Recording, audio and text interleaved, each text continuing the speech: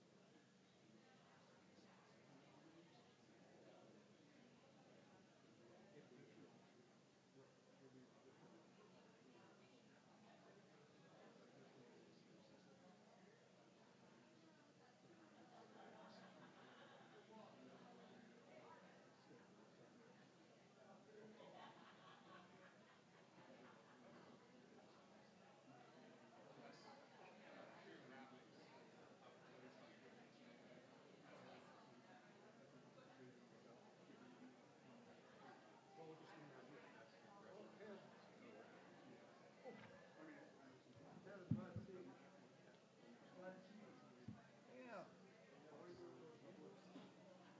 What's that? Yeah. I'm doing. I'm not what I'm supposed to be doing, but I'm doing. Yeah.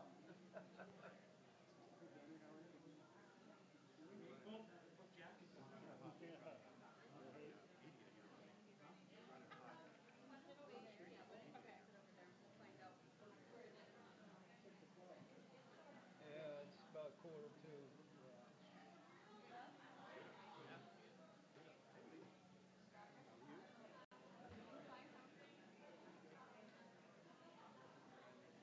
Yeah, mine's perfectly. Yeah. That's great. You good right there, Brian? All right, sounds good. Jesus.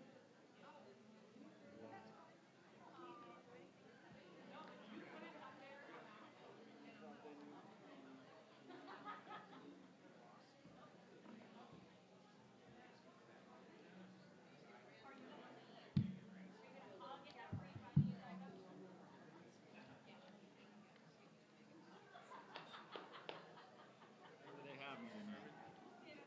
Huh? They got me in the corner. I'm gonna put Katie in the corner. Where you at? Cookie? I'm gonna pass. Thank you. They look good. Mr. Taylor? Sir. I'm well. How about yourself? All right. I think that is you right there, right? Next to Mr. Ball, my wingman.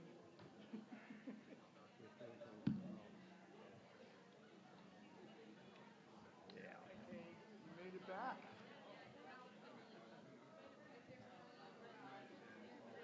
I should have a red shirt. Hi, Katie. I see you're on the agenda tonight. Good. Looks like it. That's good. He filled it right up. Milkshake, yummy. So, Hey, yummy. coming on that, or what do you want to do? They got 5. Not really, but Elementary. if it's like one person, Who's that? We'll see what Robin has when she gets called Sheets. Okay, you see them donate power? No, they're running, they were on. on here, so. We get a motion. Yeah, so what's the deal with that? Need it. I don't know. Did you put that thing online? What? That deal, check in? Oh, yeah. How long it take you online? 10 minutes. I would be on it to show you. First place, they should have, whoever made that rule, See what happens. they should have, We're always on. somebody that's been on here 20-some years. I agree with you. I agree with you wholeheartedly. How are you? So I'm to I'm good. a couple of people, Howdy. Vanna,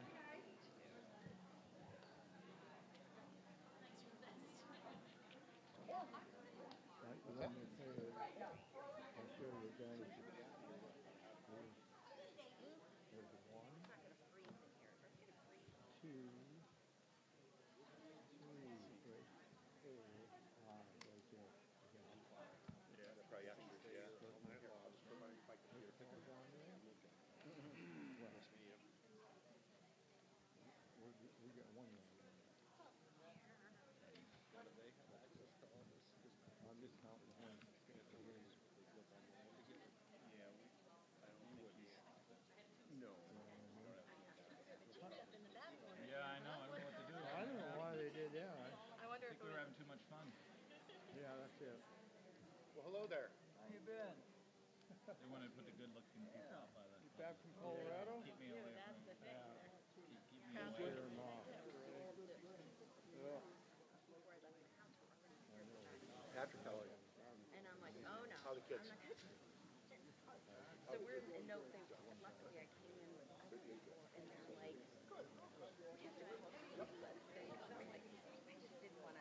I didn't want to run into anybody.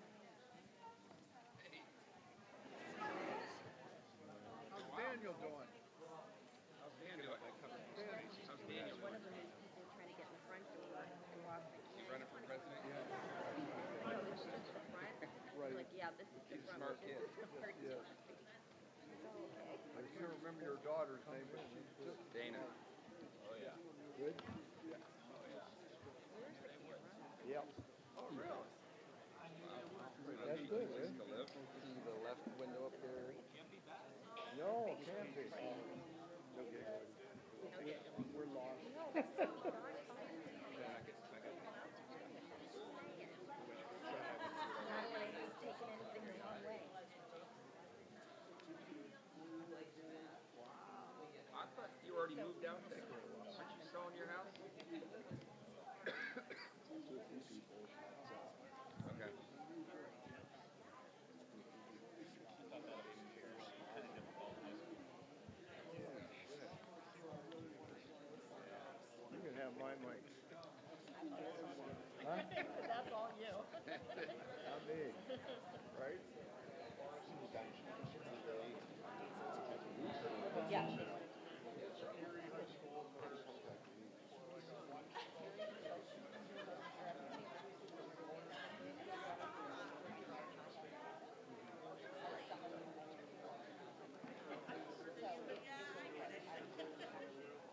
Good for him.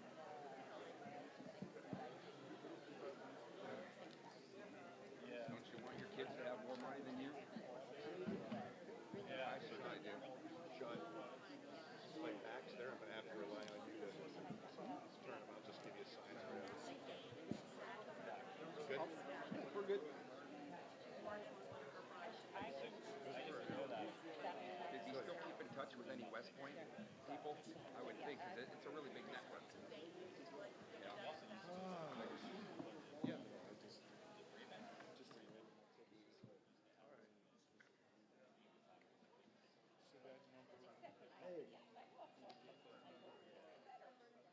Oh, yeah. Certainly changed.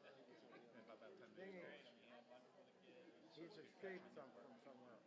So, scope of these options. Very end of the presentation.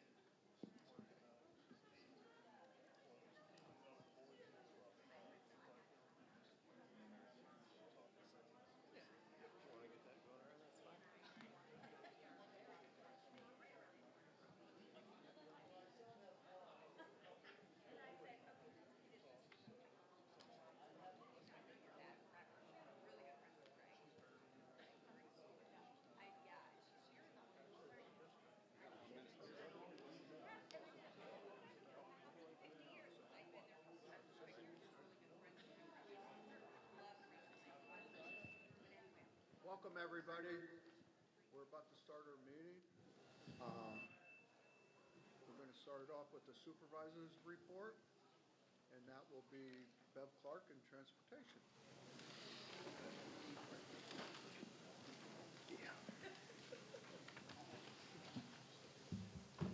Thank you, Mr. Hordesky. Recently, I interviewed two potential sub-drivers, Melissa Ott and Susanna Kloss. Right now, I have one van route open. Repairs from the deer damage were completed on Van 3 at Humes on March 23rd. The spring bid meeting was held on April 9th, and believe me, the drivers are definitely going to be busy. There's a lot of trips there. With the nice weather, we've seen an increase in red light violations. The Pennsylvania State Police, they've been in my office quite a bit lately, and they are going to sit at some of the targeted areas, mostly 19 and 97. They're going to try to be there morning and afternoon for us to keep an eye on them.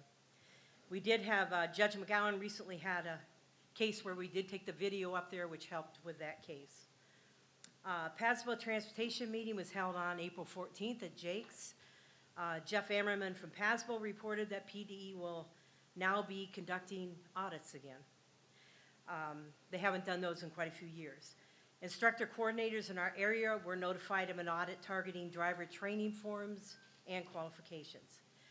Several districts are interested in the school bus rodeo. I don't know if you realize they have a rodeo. The IU will look into the rules and regulations and try to set it up for 2027. We actually had a first place finisher a few years ago, so it's a fun time. Sarah Adamak Heath, my secretary, will be off on maternity leave. She went to the doctor yesterday, and he said anytime.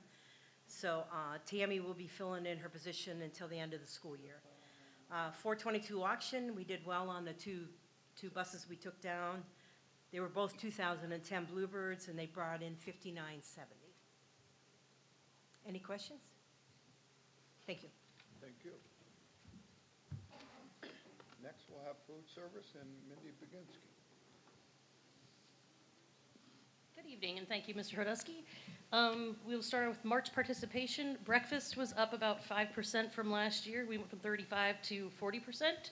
Lunch is up about 5% from last year to this year.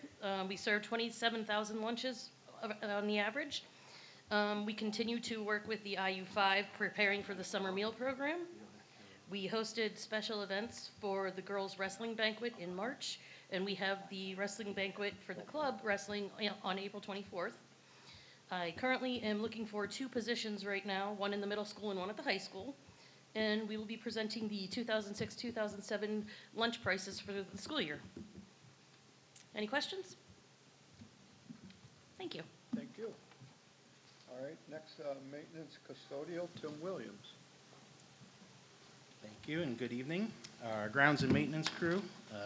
The grounds and maintenance teams continue to address building work orders and scheduled maintenance throughout the district.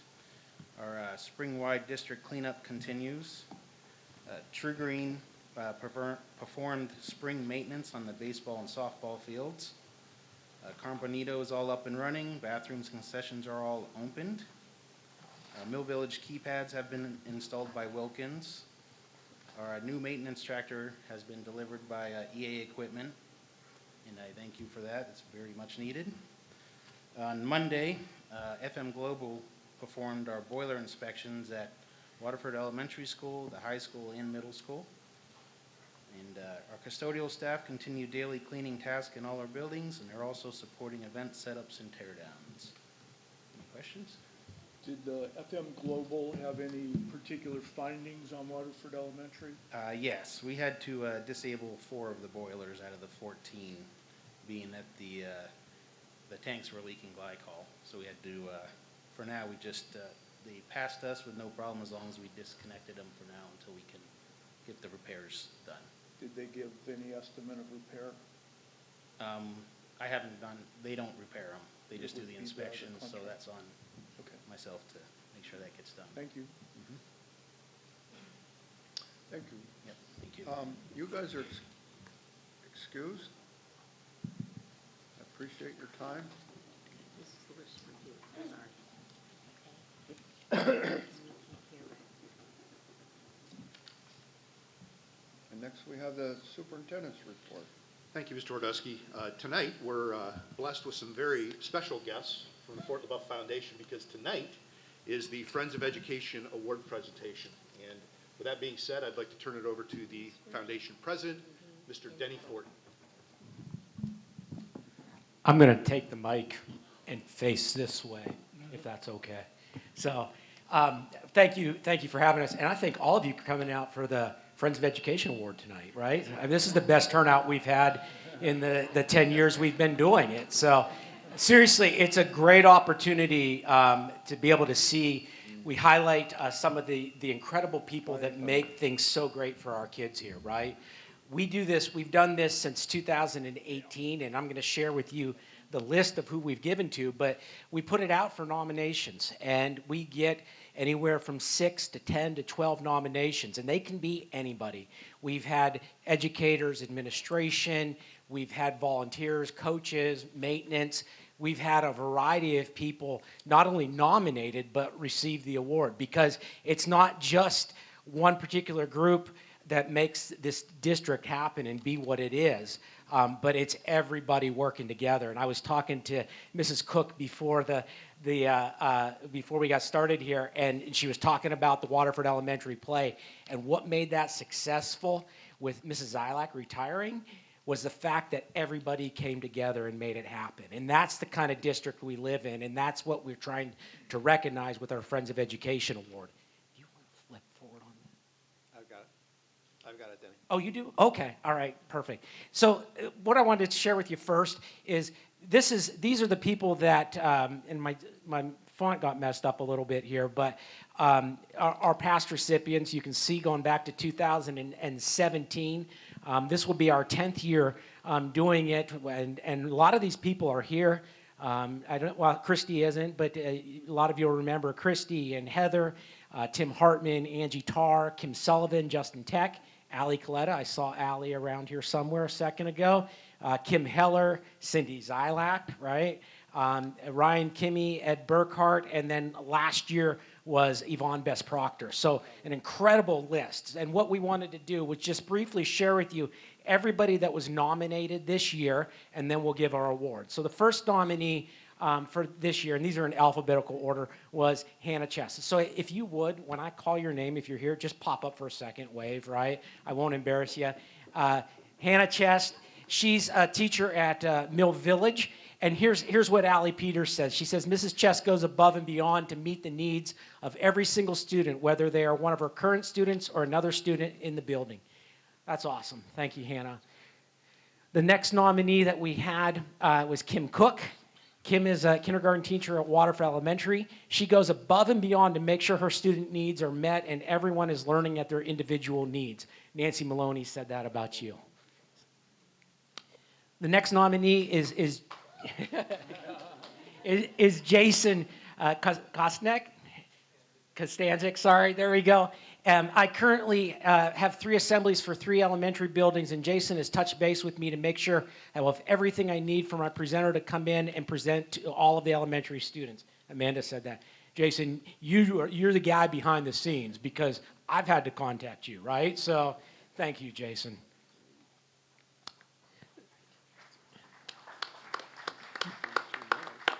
Next is Beverly McCall. She's a middle school life skills support professional. Beverly gives 110% everything she does in and out of the classroom. Jamie Hunter. Thank you, Beverly. And the last one is Kayla Theris, sorry. All right. She's a life skills teacher at Mill Village Elementary. She goes above and beyond in her classroom with all of her students. And I just pulled, thank you, Kayla, and I just pulled bits and clips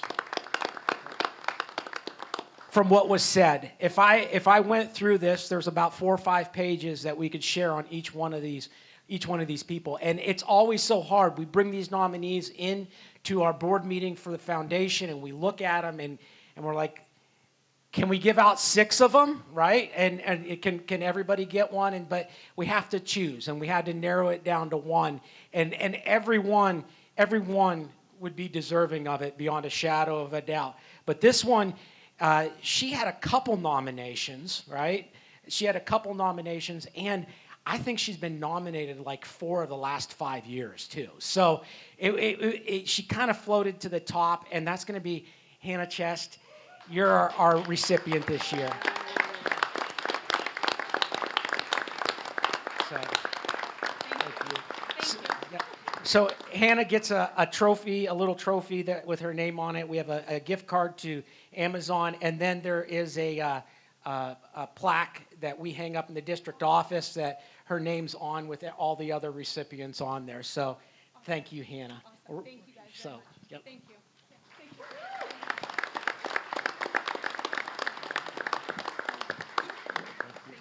Thank you so much. We'll go out in the hallway and get a picture. All right? Thank you guys very much for giving us this time and your support of the foundation. Thank you, Denny. Congratulations, Hannah. Thank you.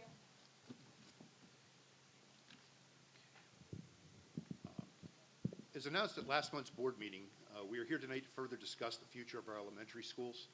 But before we get into that discussion, I want to take a moment to provide some background as to what prompted our district to begin to look at unification of our schools. Our mission remains simple and deeply important: to empower every Fort LeBoeuf student with a high-quality education that honors our community's values and provides them with the tools they need for lifelong success. However, as each of you know, the landscape of public education in Pennsylvania is becoming increasingly complex.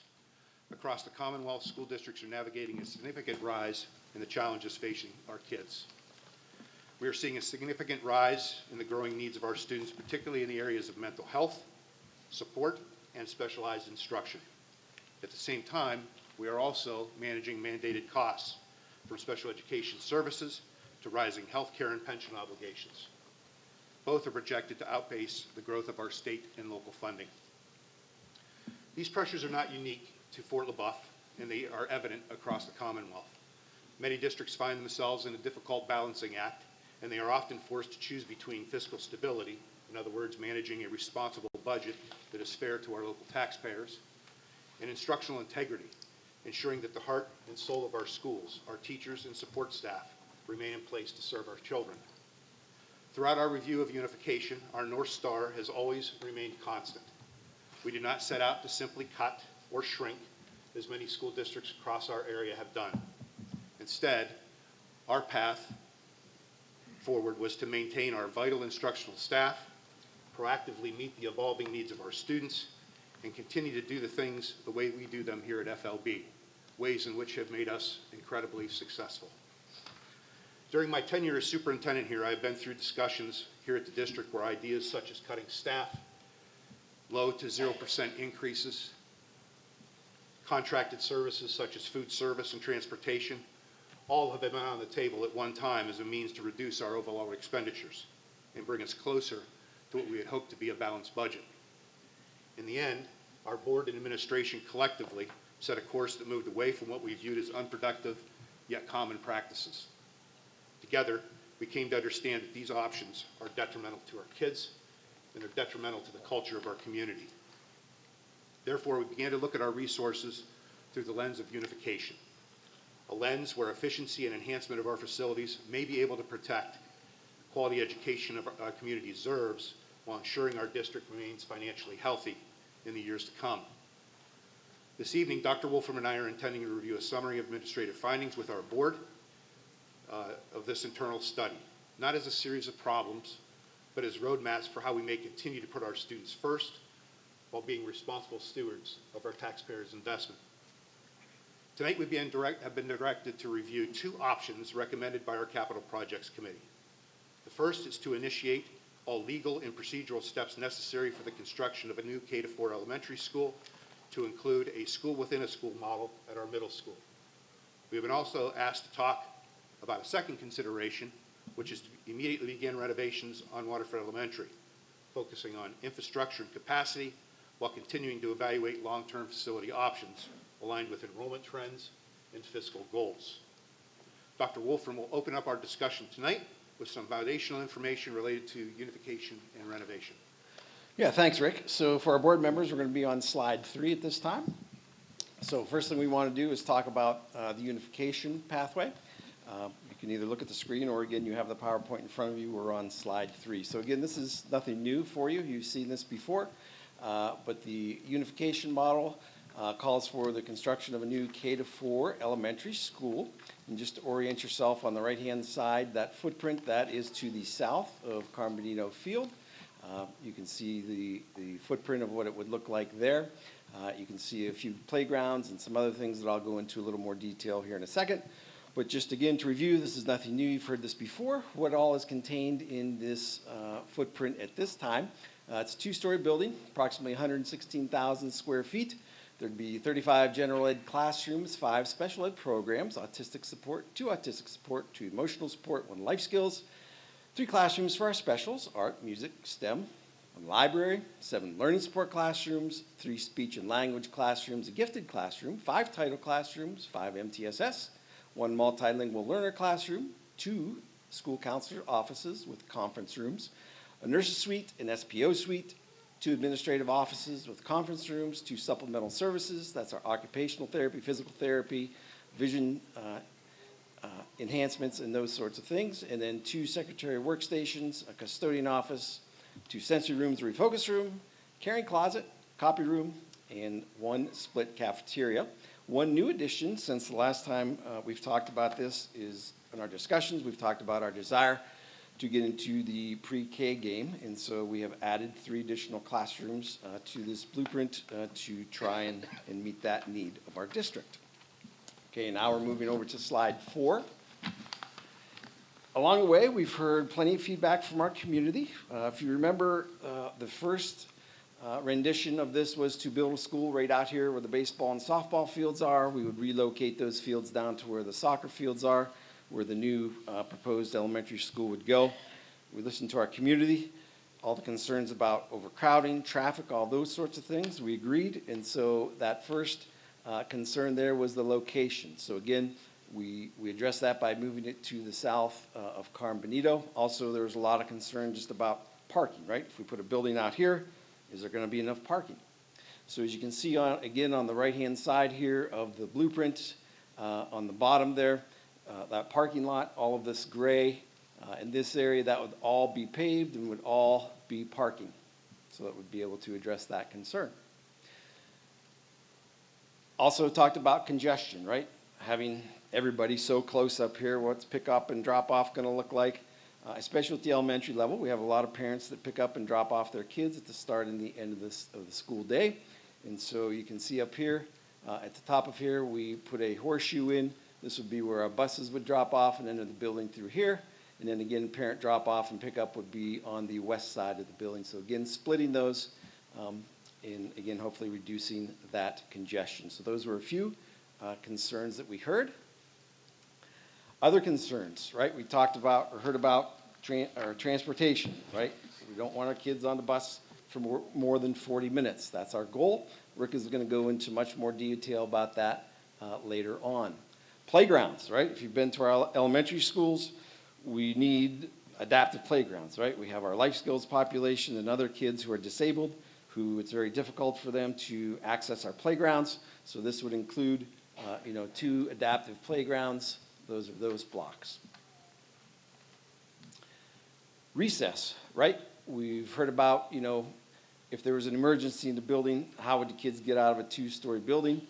Again, lower level could come out these doors in the lower level, but this would be at ground level with Carmenito, so there would be immediate access. Kids would not have to go downstairs to get out of the building. So again, that would also give them access for recess. If you know anything about elementary, especially days like today when it's rainy and maybe you can sneak out for a little bit, but the fields are muddy. This way they could go right on to Carmenito, that artificial grass surface. Also, we talked about, again, wanting to involve the community, so an idea of a community events center, right? This gymnasium, full-size gymnasium, maybe incorporate an elevated walking track along the top, but approach that as a community center. So again, that building was a K-4 rendition. So where's 5th grade going to go? Again, that involves moving them up to the middle school to have that school within a school approach. And again, Rick is going to talk about that more in detail, but I just want to give you an idea of what would that look like, because we're going to need some space at our middle school. And we're on slide 6 for the board. So again, just to orient everybody, this down here, this is the main entrance of our middle school. Okay, so this is west, and then as you see, north is up here. So our baseball field is right out in this area. So you can see we would add these classrooms, 16 classrooms, not 16 here, but all in total. So we would add some on the east side and then also on the west side. And then again, this would be a full-size locker room or full-size gymnasium with locker rooms as well. So that would be the idea of what we would do with our middle school if this is the path that we choose. Slide 7, Rick is going to talk about that idea of that school within a school model. Yeah, as we mentioned at the onset of our presentation tonight, part of our responsibility is to report out what our findings are. And this particular slide is information that we have gathered from our elementary and middle school administrative teams as to what that school within a school would look like and what the possibilities could provide for our kids. The first one is a smoother transitional culture, implementing a cultural shift designed to ease the transition into middle school. Focused academic instruction shifts from a 4-teacher model to a 2 core content teacher model to target ELA and mathematics achievement and growth. Targeted student support. We are introducing MTSS at the middle school, providing dedicated opportunities for intervention. Also expanded student wellness. It adds a middle school counselor to support social emotional learning, mental health, and family outreach. And then obviously developmentally appropriate environment reintroduces recess for 6th grade to increase physical activity and socialization among that group. Right now at the middle school, 6th grade does not have recess. Early enrichment expands the curriculum by adding specials, art, music, physical education for kindergarten students. Currently, we do not have those specials available for our kindergartners, so if this were to go forward, the new model would provide that for those students. Okay, so let's talk about some estimates, right, of what would these 2 pathways cost, either unification versus renovation of Waterford Elementary. So we're now on slide 9.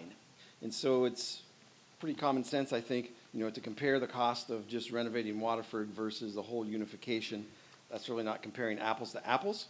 We're going to focus on the cost to renovate Waterford, but we also included the cost to renovate the other 2 buildings as well, just to try to get a whole picture if that is indeed the path that we end up going. So in the left-hand column here, which is under option 1, we'll go down through these estimates. And again, these estimates are provided to us by our architect of record, HRLC.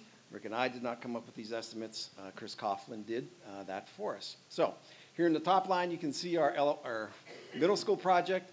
This is actual cost that is going to be wrapped up this summer.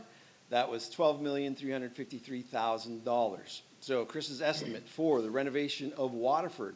And again, you'll say, some of you that maybe were here during our summer presentations, that number is different. It absolutely is.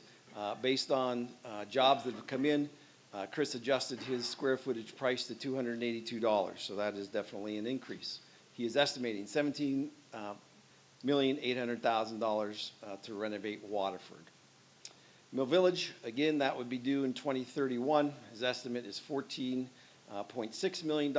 And again, he did add 3%.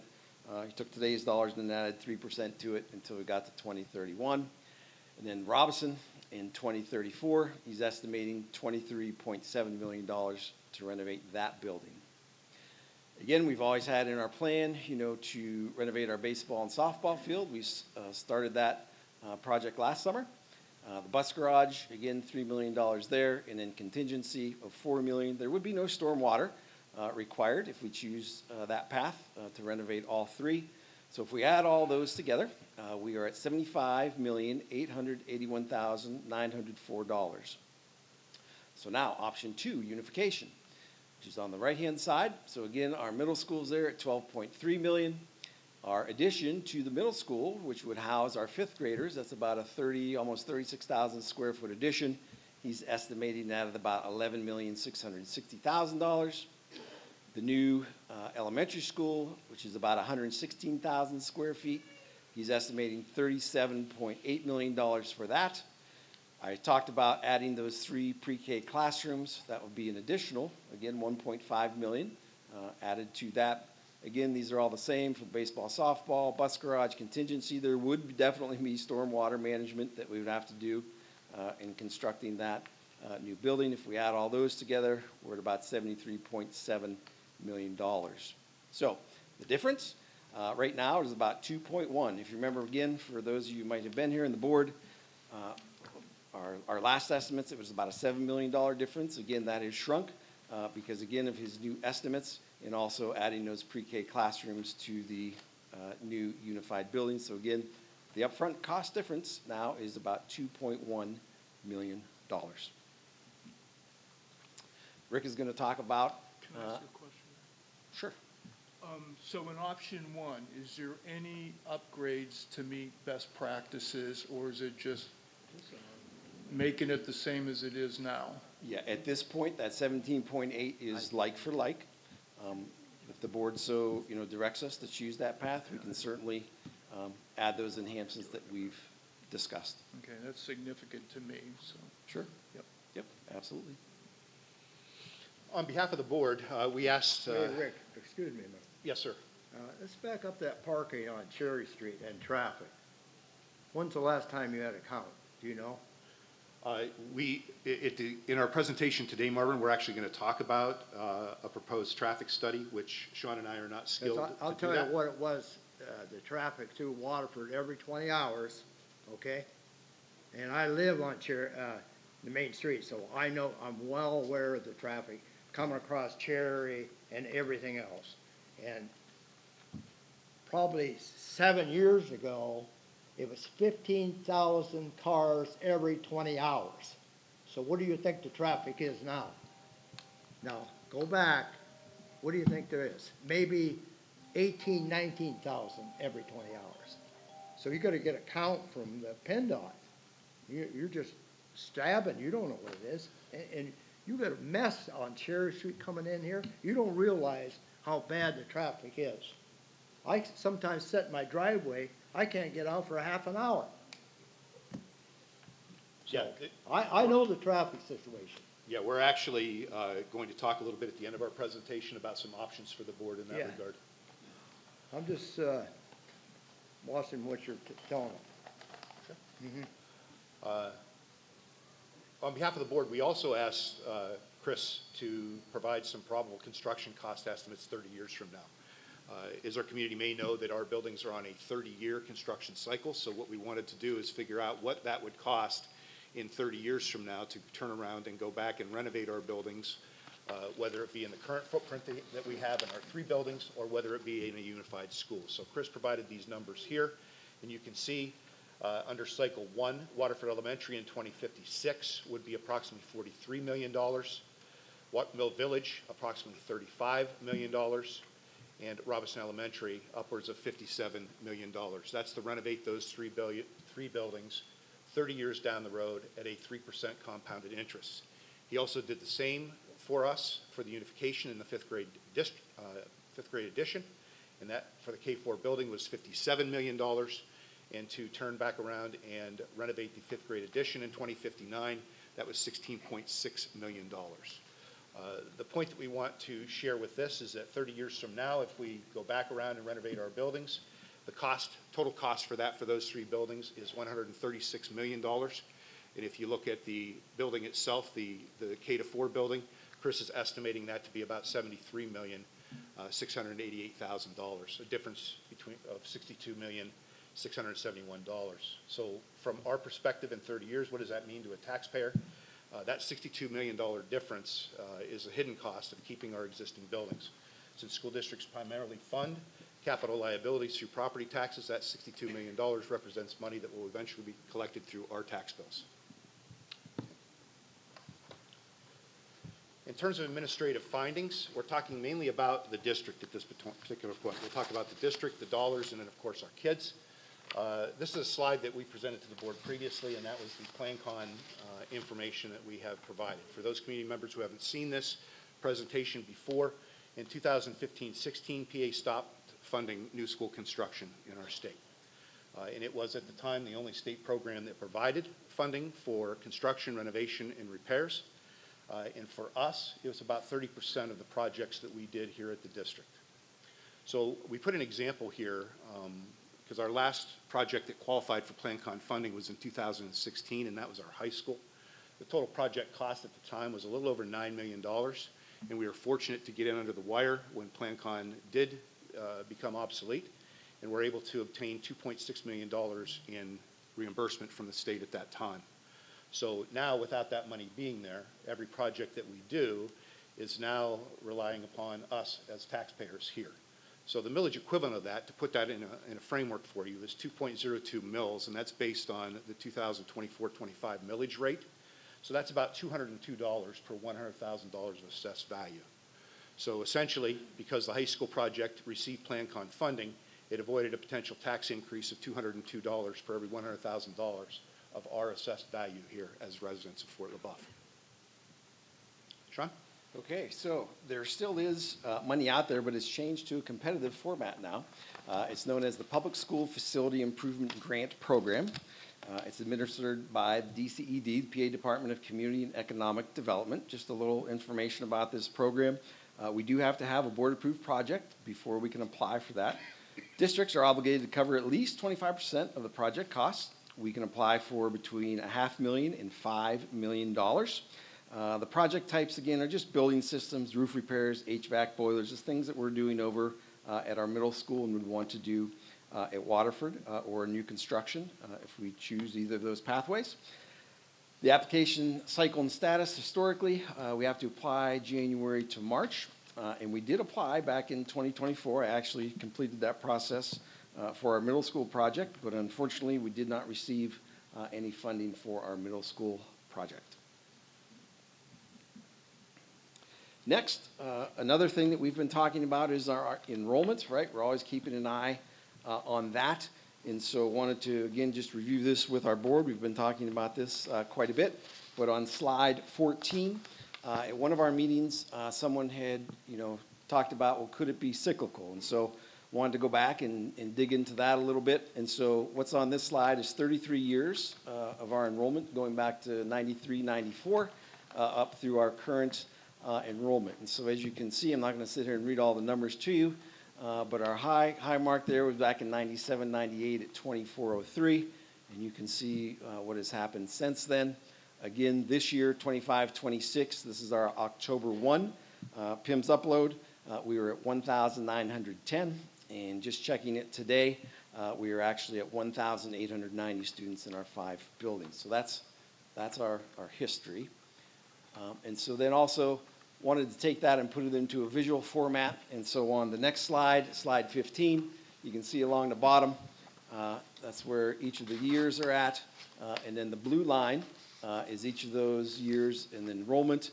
And then this black dotted line through Microsoft Excel had them put a line of best fit in there just to get an idea, and you can interpret that as you will, but that's just a history of our enrollment. Also, I've shared this with the board before as well, so let's talk about our region, right? What's enrollment looking like across our region? So these are all the districts in IU5, goes back to the 2021 school year up here in the right. And so you can see there, bottom line is this. Over those 6 years, we've lost 1,643 students across our region in all of our schools. If you look at that goldenrod column on the left-hand side there, that's the difference from last school year to this school year. And you can see just about everyone has lost kids. The only one that's went up, Erie City went up, Fairview went up, and Union City went up as well. It was the largest decrease over these years, again, a decrease of 626 students across the region. Again, these are all numbers compiled by the intermediate unit, an independent body, not by me, but the IU collects these. So where are we today? I gave you our number, so this is just kind of quick breakdown by grade level where we're at. Again, I'm not going to read them to you all, but our seniors, that's our biggest class right now at 170. And you can see our first grade is second grade is our smallest class at 116. And you might say, well, what about next year? What's that looking like? And so I can tell you, you probably all that are parents here got the message that we've mailed out kindergarten packets. to our kindergartners, and I can report that we mailed out 96 packets to kids that we are aware of. Does that mean we're going to end up with 96 kids? No. If you ask me to predict where I think we're going to end up, I'm going to predict 115, 120 based on that number of packets. The last 3 or 4 years, that's the number of packets that we've mailed out, and we do gain, 15, 20 kiddos. So again, if you're asking me for my prediction, that's what I predict. But again, I'm not very smart, so we go to other places to try and get some predictions. One of those is the Pennsylvania Department of Education, and so they put out predictions, and again, this is all on their website. You can go and download it, independent source. This is just kind of a history, a comparison of, how have they done with their comparisons. And so we went back to about 10 years here, back to the 16-17 school year. You can see they were pretty close back in those first few years, off by 3, 2, 3, then not so good, 16, 11, then back to 2, pretty good, 17, 37, really were off there, 23, 24, but then they got back on track a little bit, they're off by 8, off by 15. So that's a history of these PDE projections. So what's PDE projecting as of now? Okay, here they are, so they're predicting next year we're going to be around 122. Again, I think that's pretty fair, I think we'll land somewhere in that area. And then after that, you can see, it goes down a little bit. Average, I would say, is around 110, up through 34, 35. We also looked at the Department of Health. They actually published the birth rates in our 5 municipalities. Again, you can go there yourself and collect that data and compile it. So here's a slide to demonstrate, well, how have they done with their predictions when we go off the actual birth rates in our school district. So again, I'm not going to read them all to you, but you can see they're not quite as good as PDE, but again, they're in the ballpark. So looking forward, based on the birth rates, what are they projecting? Again, for next year, they're saying 129, pretty close to that 122 that PDE is projecting, then 140. They're a little above PDE there, then 122, 119. So they're a little bit apart, but that's what they're predicting. Next, Rick is going to talk about some financial pieces. Yeah, earlier we talked a little bit about the district, so we're going to talk a little bit about the dollars and some of our findings throughout this process. And it's important to note that this particular slide that you're looking at now was just recently updated by our business manager, Bernadette Walters. And you'll notice that the estimated annual savings now with fewer non-instructional staff, lower costs for utilities, supplies, and repairs and food service, the annual estimated savings now is $1.04 million. The reason for that change primarily is that we had initially included a school nurse as being part of the reduction in staff. We added that back into the proposal, so that made a significant impact on the potential for staff reductions, and that estimate now is a savings about $273,000. We'd also be looking at the reduction of 3.5 custodial positions, 2 food service reductions, 1 secretary, 1 office aide, 2 library aides, the 2 lunchroom supervisors. Potential reduction for utility supplies and materials is at $76,945. Potential energy savings, gas and electric, is provided by HF Lenz, who is our engineer. It's roughly about $94,000. And then there is a tower which keeps us in connection with Mill Village and our school district here. There would also be a one-time need that would be eliminated. And again, you see that total down at the bottom at just over $1 million. Another cost that continues to haunt our district is that related to cyber education costs. And we've recently updated this particular slide, and I think it's important for our community to know, if you haven't heard this before, that since the 2014-15 school year, our district has spent $8 million, over $8 million in cyber education funding. You can see it is kind of ebbed and flowed a little bit.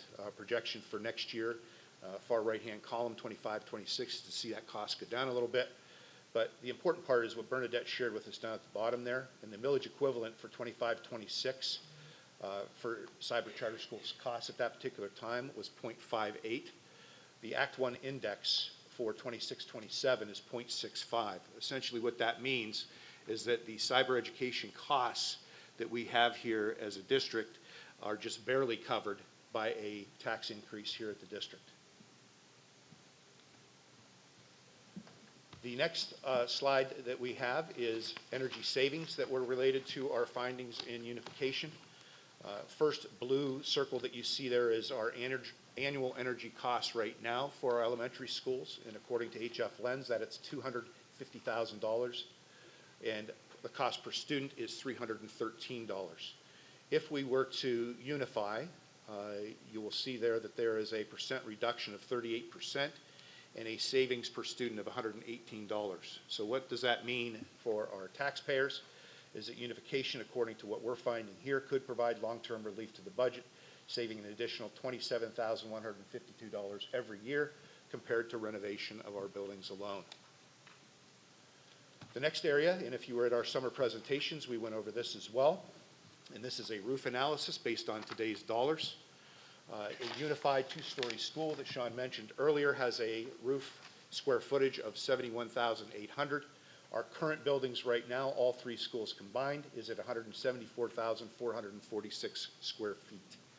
So taking that at today's dollars, we're estimating a potential savings or a cost avoidance to our taxpayers of just over $2 million. So what does that mean to our taxpayers? That $2.06 million cost avoidance is equivalent to 1.58 mils. The hidden tax in this particular case is maintaining three separate roofs is the financial equivalent of asking us as taxpayers for an extra $158 per $100,000 of our assessed property value to cover three roofs instead of just one. The conclusion, by building a two-story design, which we went into it with this thought in mind, we reduced the square footage for one of the most expensive maintenance items that we have in our budget, and that is roofing maintenance and repair and replacement. We also took this out, as we've been trying to do, on the 30-year rotation, and we did that again at a future cost projection adjusted for inflation at 3%. And again, we found a $5 million difference between a unified school versus putting new roofs on all of our existing buildings. Millage equivalent to that was 3.84 mils, which is $384 for every $100,000 of assessed value. So replacing one roof on a unified building proves to be, at least according to what we're finding, more cost effective. It minimizes the initial expenses, reduces maintenance complexity, and prevents compounded costs of managing three separate infrastructure projects down the road. The other item we looked at was paving. We currently have 190,000 square feet, almost 191,000 square feet of paving here within our district at the elementary schools. The unified building is proposing 128,000 square feet. The difference for cost avoidance in that case would be $800,000, and what that means to taxpayers in a 10-year forecast is 0.614 mils, which is about $61 per $100,000 of assessed value. So we're essentially, our conclusion at this particular point is a unified location could have the possibility to reduce long-term liabilities and could be more cost-effective for our community. The next slide that we have is something that we're extremely proud of here, is because we look, our administration, our staff, focus very heavily on providing support systems for our kids here. And they come through three priority areas, and that's mental health and safety. The other one is 504 plans, which are required under the law for us to provide services to students. And then, of course, the MTSS support system, which we have in place here. What we did on this particular slide is we put down the costs of those programs and what that impact is per $100,000 of taxpayer dollars. So our key takeaway from this, as we said at the onset of our presentation, is our goal is to preserve programs and personnel. As our costs increase, we are not interested as a board, as a district, as an administration in reducing staff members, and we want to continue to deliver these essential services at the best price we can for our taxpayers. The next piece that we looked at was our kids. So we talked about the district, we talked about the dollars, and we want to talk about our kids. And the most important piece to this whole process is what this could provide in terms of enhancing educational opportunities for our children here at this district, if this is the direction the board wants to go. And what our administration team found from this is we could modernize our classroom environments at the new unified school and provide a modern infrastructure, creating a supportive environment that boosts academic achievement. Our findings also indicated that we could increase student motivation. Every research that you see is you see well-maintained indoor and outdoor spaces, reduce absenteeism, and foster a sense of belonging, leading to better academic outcomes.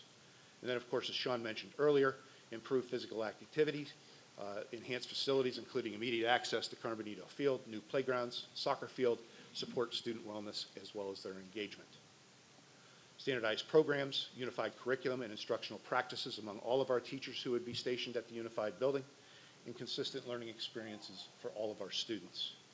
In terms of resource allocation, instructional and mental health interventionists can work with students in a centralized location. Clubs and other extracurricular activities could thrive with more participation, and of course, easier access to specialists and assistive technology in one single building. We also had our Student Support Services Department look at this and offer us what they felt might be a benefit to a unified school. And what they have indicated to us is expanded program access, increased ease of access to a variety of programming, flexible combination programming, increased peer socialization, and expanded access to FLB Futures, which is one of our high school mentoring programs. Purpose-built support spaces, things that we unfortunately do not have available right now, therapy, sensory de-escalation, and accessibility features designed into that building, which Sean had laid out what was included in that design initially. And then to prove efficiency and coordination, less staff travel, faster crisis response with having everybody under one roof, smoother scheduling with our providers, and greater consistency in the delivery of MTSS and other key services. Stronger inclusion in transitions was also a citing by the Student Support Services Department, better grouping for enrichment support, unified staff expertise aligned with student strengths, inclusive playgrounds, and earlier middle school exposure. Rick, excuse me. Yes, sir. I got a question. Maybe I'm not, Mill Creek, they got 5 elementary schools. They're not building any two stories for the elementary. And all of them 5 elementary's been rebuilt in the last 3 years, redone. So why would they have that? They don't believe in the second story for the elementary, or what? Is there some reason they haven't? That's what I'm trying to figure out. I don't know if I can answer your question directly, Marvin. What I can tell you is at the onset of this design and working with our architect, we wanted to consider a 2-story facility as a matter of saving dollars for our taxpayers. We showed that in the roof, and the overall footprint of the building too was also a consideration. So I do know that over the years, architects have been more favored a 1-story building. I don't know why that is. Well, I'm just wondering why they have it, and I know they got 5 elementary, so. Yeah. And then, do you think them costs that he give you today, you think they're accurate? I think that, I guess the only reference point I have to that is that Chris's most recent estimates for us was at the middle school project, in which he was off by $200,000, only because we came in later and added the bleachers at the high school as well as a divider in the gym. So he would have been spot on with that estimate. We've had other instances, Carbonito Field, for example, the estimate that he shared at that particular time was significantly higher than when the bids come in. I believe the bids ended, Sean, if I'm not mistaken, at 1.8, and they were estimated at 2.4, I think, at the time we did Carbonito Field. So, well, I'm not a financial expert, but what I read today, I mean, who's controlling the price of everything is the brokers of oil, and it's not going to straighten out right away. yeah. And the 5 builders, home builders, they were in the U.S. Today, and they're big, and some of them they're not doing anything because they're afraid of the cost. So I don't think that's a right cost. And part of our, and I'm not sure of that, Marvin. I'm relying on somebody who is qualified and has done that for many years. I don't think he knows for sure that he could get that cost the way that it's flexing right now. Go ahead. Okay. Marvin, in the South Route 1979 corridor, for existing new construction and new projects, all of them are going with multi-story facilities and consolidating their campuses. So that would be Cannon McMillan and Muse Elementary School, South Fayette Township, where they've got a campus. They're bringing that in together. And then also Bethel Park, if you want to look at a definition of a true mega school, they're consolidating, I think it's 5 or 6 elementary schools to one campus with 4 stories. And each that whole story, area is in a different financial situation. yes than and we- no, they're yeah, all- yeah, listen, they're all. it's a lot different there than it is in Erie County. Okay, we can look, we can, Believe me. Don't tell me that. I'd much rather look at data than. I than know what that. they pay there and everything else, so. I know, but you they can't are convince me. suburban, rural encroaching school Okay. districts, okay? So, yeah. Huh? Bethel Okay. Park's not rural. Yeah. Well, I was No born way. in Bethel No, it Park, it It used to is. be, so No, it is. it's not now. Yeah, I can but tell it's you. still not an urban, It's not rural. yeah. Yeah, it sure is. Did say suburban, right? You just said rural. No, I said suburban/rural, okay?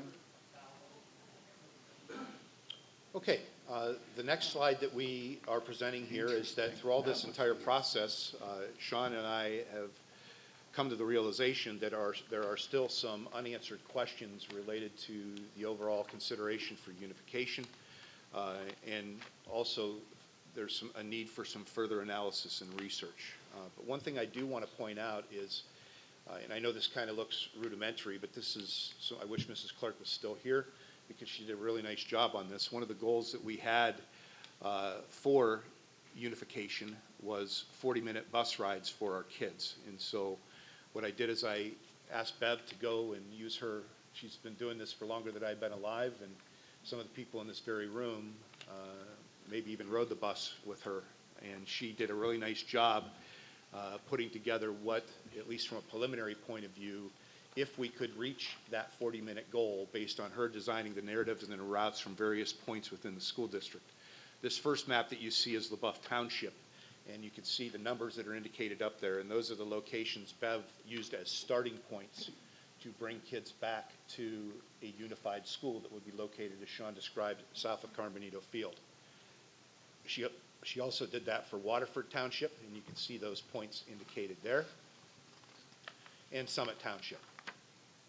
So what that resulted in, and I know this table is very easy to read, or very difficult to read from your perspective, but on the left-hand column where I have the blue circle there, that essentially has the townships listed as well as the pickup points. And for LeBoeuf Township, she used Route 19 South, Old Meadville Road, Union LeBoeuf Road, Mackey Hill, and Smith Road, and Plank and Lewis. Those were the ones she pinpointed those areas and then designed the routes back to the proposed site for the new school.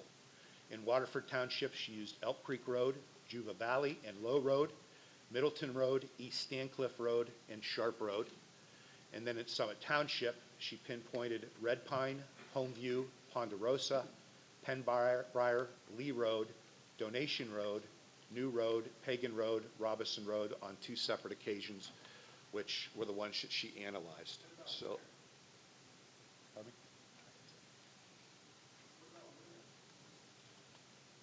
Well, these were random selections, and particularly furthest points that she would design routes coming back to the unified building.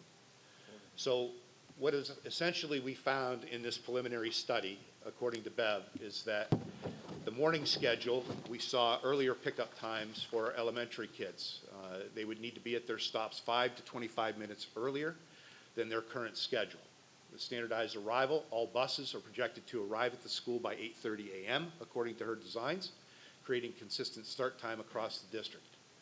Ride length changes. While many rides would increase by 10 to 25 minutes, some students in the Robinson Elementary area, Lee Road, Donation Road, New Road, would actually see significant decreases in morning times, in some cases up to 53 minutes. In the afternoon schedule, the unified dismissal, all kids would be picked up now at the building at 3:35, and there was a mixed impact on the arrival home. Robinson and Summit parents, many students will arrive home earlier than they do now. Families on Lee and Donation Road would see their children get home 50 minutes sooner than what they are currently doing on our existing routes. Mill Village Waterford parents, some routes would see a slight delay, with students arriving home 5 to 17 minutes later than what they are currently scheduled. In terms of the 40-minute goal, what that meant to us and what it also means in terms of we need to look at this further, because regardless if we move forward with, the board is inclined to move forward with unification or keeping our current footprint, it is our belief, and research tells us, that being on the bus a longer period of time is detrimental to our kids. So regardless of if the district unifies or whether or not they stick with their existing footprints, this is something we want to continue to research. But nevertheless, in terms of our performance on this particular goal, most of the routes hit the target, though a few, like Union LeBoeuf Road and Ponderosa Drive, are projected 45 to 50 minutes. So they're above the 40-minute goal that we had. There were 5 of them in total. In terms of the afternoon routes, we successfully have met the 40-minute cap. As a matter of fact, Bev's designs and her routes had all of those routes being home with inside 40 minutes at the end of the day. Okay. So I talked a little bit earlier about Sean and I have taken this particular study as far as we are capable of doing based on our training and based on our experience and expertise. So what we found is, Marvin had talked a little bit about earlier about traffic studies. That is not something that is within our skill set. So we would recommend that if, as we further move into the future, that traffic engineering and safety analysis would be necessary. We also are not real estate agents, and we would believe that as we move forward in these discussions, we would need to have an expert, a consultant, a certified appraiser to come in and assist the board in making decisions related to the real estate decisions moving forward in this project. And also, you know, estimates and projections made by PDE, although we've found them to be fairly consistent and accurate for us over the years, we do believe that there is an opportunity for a demographic audit to determine whether or not these numbers are accurate. Maybe they come in, they look at it and say there could be some developments, things happening in some of our townships that could change the enrollment numbers in the future, because that is a big decision for us. What we have seen is based on our enrollment, and what we've provided for you tonight is based on the estimates that we get from PDE as well as our actual enrollment numbers. So we are here tonight, as we mentioned at the onset of our presentation, to talk about 2 recommendations that our Capital Projects Committee had asked us to look at. The first was unification, and that is to initiate all legal and procedural steps necessary for the construction of a new K-4 elementary school and the transition of 5th grade students to a school within a school model at the middle school. From our administrative perspective, in terms of summarizing our findings, we did believe that they could provide enhanced educational opportunities for our students. We also estimated a $2.1 million lower upfront costs and some reduced future capital project liabilities, including, and that is a typographical error, that should read 1.04 million in savings, not 1.17. That was the previous number that we had. And then efficiency, we did see that we could reduce our energy cost by 38%, according to HF Lens, and the overall capital maintenance and operational costs. In terms of downsides of what our findings have revealed so far, is that there is a significant change to our district's footprint. Some students may also experience longer bus rides, which I just shared with everybody. And I think it's important, if we all share the goal of having our students on the bus for shorter periods of time, that's going to require some further research. Also, we've had a lot of feedback from our community about if the 5th grade addition were to become true, students would be transported on the secondary buses. There also is some additional research, as I mentioned earlier, and analysis remains unexplored. And the size of the new school, according to the feedback that we get from our community, raises concerns about academic performance, loss of school identity, and parent involvement, all things that the district feels require additional research. And the final one that I have listed on there, we also have the feedback that we are receiving administratively and our board is receiving, is that the proposal of a K-4 unified school in a 5th grade addition conflicts with public sentiment that has been expressed at our public meetings. The next item is the partial authorization. Next is the partial authorization and continued study, which begins renovations at Waterford Elementary, focusing on infrastructure and capacity, while continuing to evaluate long-term facility options that are aligned with our enrollment trends and our fiscal goals. From our administrative point of view, This type of move would allow some immediate action. It allows the district to address much-needed repairs at Waterford Elementary, which includes roofing and HVAC, without waiting for the construction of a unified building or an alternative decision on the entire district's layout. It also provides some strategic flexibility for our board. By not selecting the unification option now, we keep our options open and the board maintains the ability to pivot between maintaining all buildings or reconfiguring them based on actual enrollment, federal funding shifts, and updated construction costs. We also, as I said earlier, feel that there is still a need to review that bus transportation model, regardless if we decide to unify or if we decide to keep our current footprint. And what we're seeing is this could be consistent with public sentiment as expressed at public meetings. So I want to turn it over to Dr. Wolfram for a minute because we want to dive into a little deeper as to what that means if we do decide to move forward with the Waterford Elementary renovation. Dr. Wolfram. Yeah, thanks, Rick. And so, Scott, you had asked about, what does that number include? So we asked Chris and HF Lens to give us a detailed list here of what all would be included in that estimate that he prepared for us. So first, building envelope. So it would be new roof, windows, new exterior doors, the interior, completing the painting of all surfaces, new flooring, new acoustical ceiling tiles like we have at the middle school that are going in. As far as HVAC, new boilers, chiller, cooling tower, the infrastructure, full replacement of the piping, ductwork, exhaust fans, the hot and cold water, circulation pumps, classroom solutions, replacement of the HVAC units, evaluating rooftop variable air volume boxes versus unit heaters. The controls, right? Right now we're actually on 2 control systems there, so we want to bring them under one control system like we did at the middle school. Plumbing, so piping and fixtures, replacement of all domestic water, sanitary, storm vent piping, above and below grade water systems, new water heaters, roof drains, plumbing fixtures, transition to the bubbler type drinking fountains, fire safety, installation of new fire protection service and full sprinkler throughout the building per latest codes. Electrical and life safety, so under power, replacement of the branch circuit panels, emergency generator and associated transfer equipment. Lighting, relocation of the classroom lighting to improve efficiency and installation of automatic lighting controls. Safety systems, again, the fire alarm system and additional emergency lighting. Technology, again, testing and upgrading our fiber as needed, updating the wireless system as well. The systems, replacement of telephone, clock, intercom, gymnasium and cafeteria sound systems, and then security, of course, upgrading security cameras to a more modern version. And so we ran a little data here from our work order system to see, we talk about Waterford, they were scheduled to be renovated here in 2026. What's going on there as far as work orders, and Tim and his crew, what are they having to deal with? So that's what slide 45 breaks down for us. So as far as HVAC and air conditioning, and again, this is a 5-year history, 2021 to 2026. 752 work orders related to HVAC and air conditioning, about 1,100 just general maintenance, miscellaneous, 168 furniture, carpentry, 107 plumbing, 103 with electrical and lighting, 103 custodial, and 38 under pest control.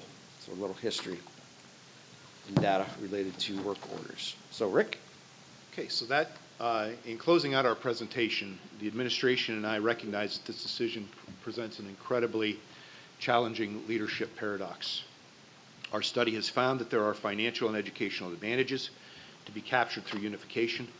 In addition, research also tells us that the success of any school, regardless of configuration, is dependent upon 4 key pillars: effective leadership, quality teaching, appropriate class sizes, and crucially, a supportive community. At FLB, we have proven we can be a high-performing district under our current structure. And while some of the data points towards the benefits of change, our primary takeaway from our community engagement is that our residents deeply value and wish to preserve their neighborhood schools. In the end, I do not view my role as superintendent to move against the will of the community we serve, but rather to honor that position and find creative, fiscally responsible ways to continue delivering excellence for our students within a framework our community supports. Therefore, the administration respectfully submits for the board's consideration a proposal to immediately initiate infrastructure renovations at Waterford Elementary. If the board...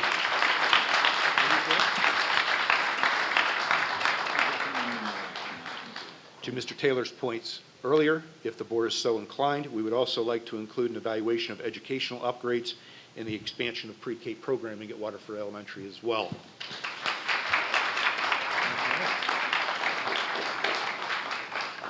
Equally important is that we truly support the board's ongoing commitment to assessing long-term facility options that align with enrollment trends, fiscal responsibility, and our commitment to our taxpayers.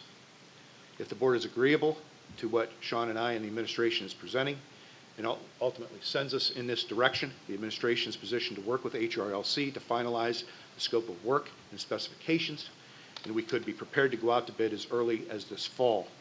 Work at Waterford Elementary then be expected to begin in the spring of 2027. At this time, we turn it over to the board to confirm which direction you wish us to take. And I look now to Mr. Hordusky and Attorney Crespin, who has joined us here this evening, to guide the board further into this discussion. Well, next, we move into public comment. Unless the board has anything in terms of, something will have to be on the agenda for next week's meeting. If there is something on the agenda, or if there's nothing coming out of this in terms of a direction from the board. But I think that's what Superintendent Emmerich is kind of looking for the board at this time, sort of a direction, which doesn't have to be decided now, but it's just an opportunity to discuss it. If anyone has comment. Should be,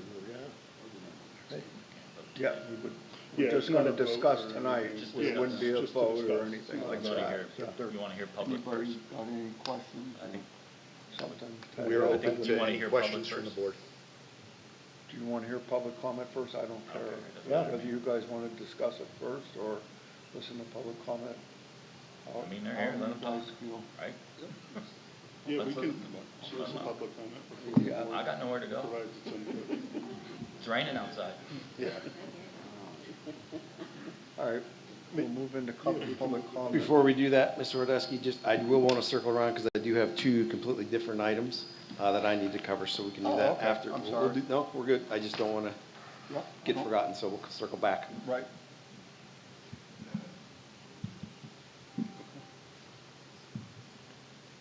So Yep. go ahead, we'll do public comment, and then I'll Okay. circle back after that. All right, so we have a lot of people signed up to talk tonight. Typically, we have a 30-minute limit on public comment. Pardon? Yeah. As we've had in our previous meeting, our board truly values hearing from everybody within our community and wants to make sure everyone who is planning to address the board this evening has a fair opportunity to share their thoughts and do so. When speaking, please begin by introducing yourself with your name, address, and if appropriate, any group you may be representing. Those who contacted Mrs. Roberts at least 3 days in advance before the meeting will have up to 5 minutes to speak this evening. Those who did not have an opportunity to sign up before arriving will have 3 minutes to share their comments, time permitting. Again, our speakers, make sure that our speakers have a chance to be heard, we ask that everyone please be mindful of their time. Dr. Wolfram will let each of our speakers know when they have 30 seconds remaining on their allotted time. Just a quick reminder that per our district policy, the total time allotted for public comment during our board meetings is 30 minutes.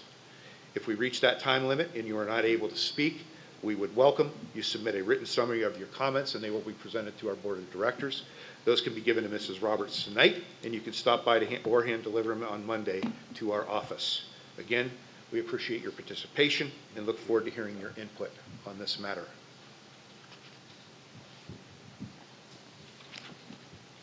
All right, we have first on the list is Katie Phillips.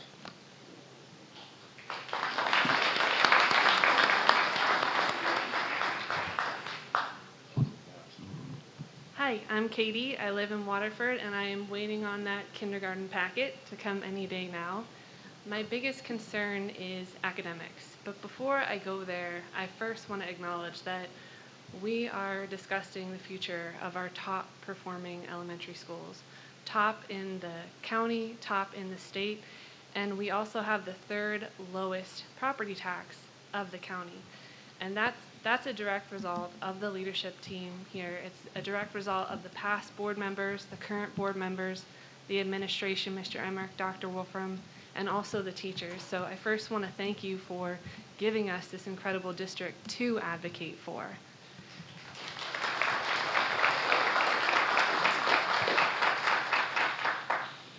So in terms of academics, we've been asking the school to provide research and examples of how this new model will help maintain or improve the incredible results that we see today. And not just overall academic factors, but our schools are special. And what makes us unique is that we're rural, we're geographically dispersed over 110 miles, and we have a high population of economically disadvantaged. So we've been asking to see, is there research out there that looks at situations like ours and shows that we can maintain or improve? And we haven't seen that yet. And my comment on that, it's not meant to be a slight in any way. It's meant to say we've been on this journey for 3 to 4 years, and if that academic research to prove that this is better hasn't surfaced yet, it's probably not going to. And that's because the data that we have shows that our schools are performing incredibly well just the way they are.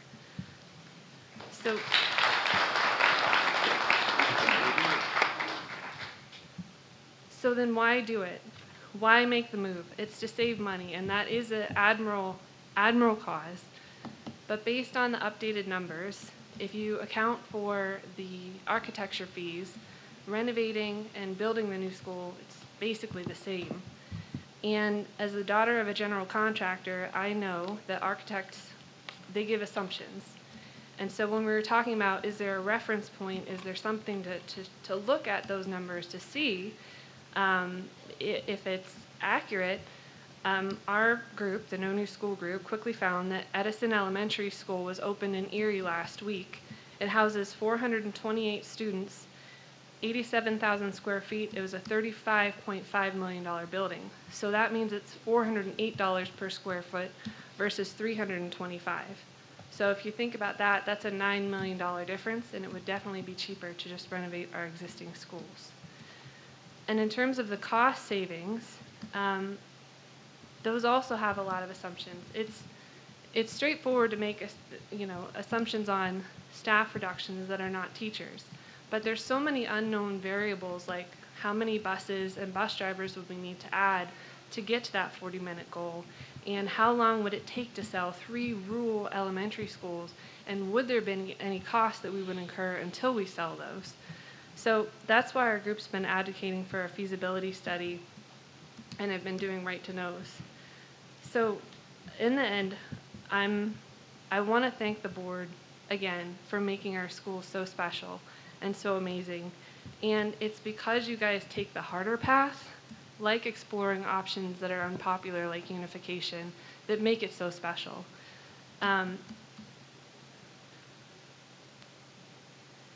But when you think about what we have today, again, top elementary schools in a rural area, and you think about the business case, I think that the risk is just not worth the reward.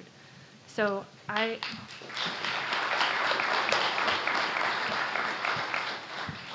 I'm incredibly grateful to hear the superintendents are listening to the community. Truly, I had to make sure I heard that right. I'm incredibly grateful to hear that. And I ask that the board please stand united with your community and vote to save our incredible schools. Thank you.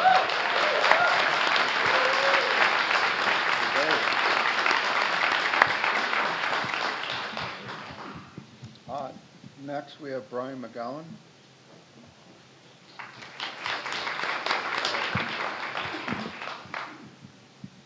Good evening. Before I begin, just as a quick point of clarification, I understand the general policy, the 5-minute presentations, the 3 minutes, the 30 minutes, but that's just a point of clarification. The board may choose to extend those time limits. Am I correct? Yeah. You could amend So, with a 2/3 vote. well, and the reason I ask that is, look at, every time, I've been before you before. And when I write out everything I want to say, I have about 15 minutes. And then I have to start cutting and slashing. And I try to cut it down to 5 minutes. But everything that I want to say in that 5 minutes, and I only have 3 pages. But sometimes I talk really fast to try, because I got to be within 5 minutes. And then maybe I start talking too loud and you think I'm yelling at you. So I want to be relaxed when I present this. And I just think we had to sit through your presentation tonight before you got to the public comment. So forgive me if I go over 30 seconds. But to begin, I'm Brian McGowan. I live in Summit Township. To introduce myself, I am a Fort LeBoeuf alumnus, graduated in '87, moved back to the community because it was so great. And we sent 2 children. I have 2 children that are also alumni of the district.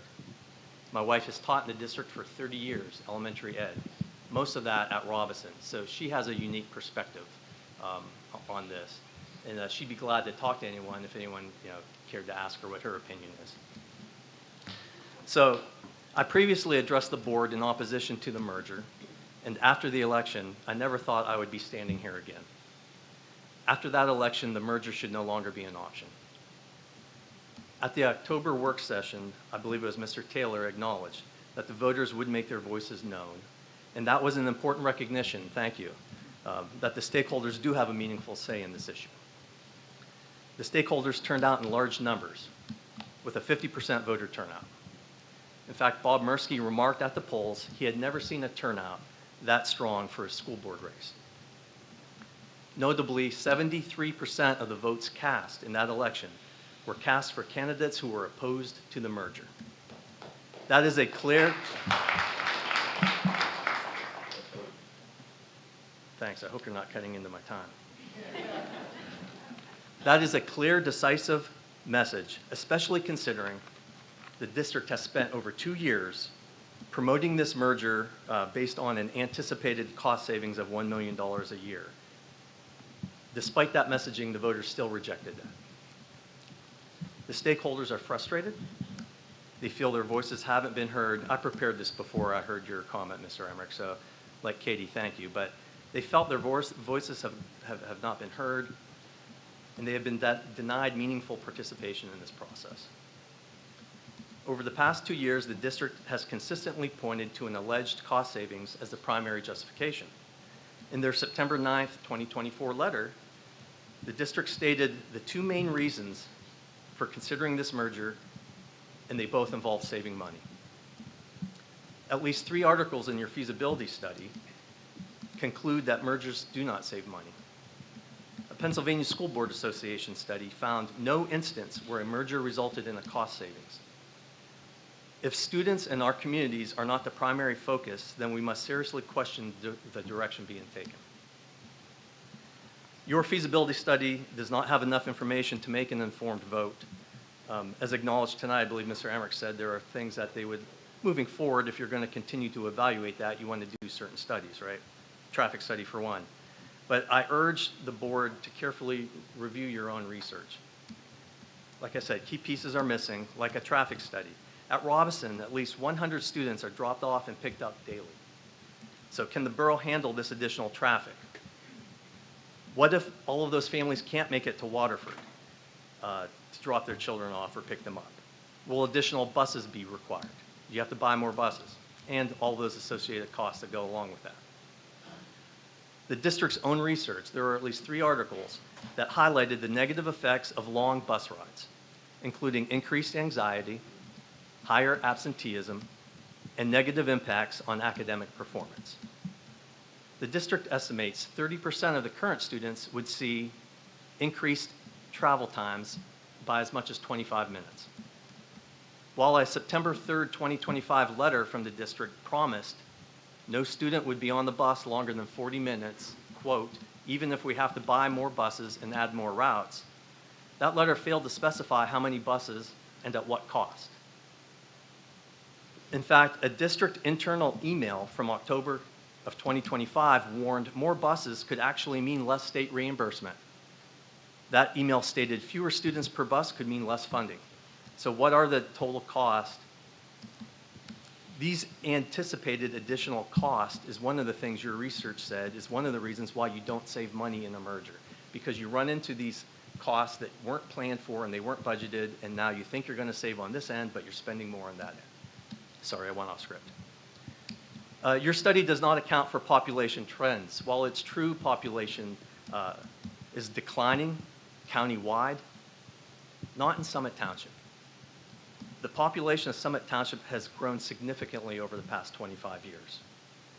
And Summit Township accounts for 50% of the total population of this district.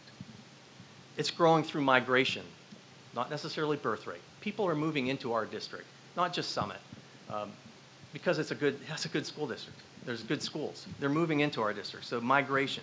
There's a new 40-lot subdivision about to go to construction near 5 Points. It's just one example. So all the research aside, cost this, savings that, I come back to ask yourself, is it fair and equitable to close the largest elementary school in the most populous municipality? The district presented data showing the number of students that started in kindergarten for grades 1 to 9. I don't recall seeing it tonight, but in a prior presentation, you had grades 1 to 9, and how many students were in that grade in kindergarten? I remember that over the summer at the information study or session. However, what was missing from that is the fact that as each grade progressed through the school system, they added students. They added on average 17 students per class. So you might have started with 130 kids, but you ended up with 149, et cetera. One increase was as much as 32. There wasn't one year that showed a decrease. So your overall student enrollment may be down, but that's an interesting trend I think is worth observing and worth noting. We've heard recent concerns of declining property values. This is a false flag. During the 10-year period from 2014 to 2024, the assessed values in this school district, not just Summit, the whole district, increased by $387 million in that 10-year time frame, and that was despite 1 year having a decrease of $15.5 million. In 2025, Summit Township issued over $17 million in build permits. They've issued $806,000 just last month. We're just entering into the summer construction season.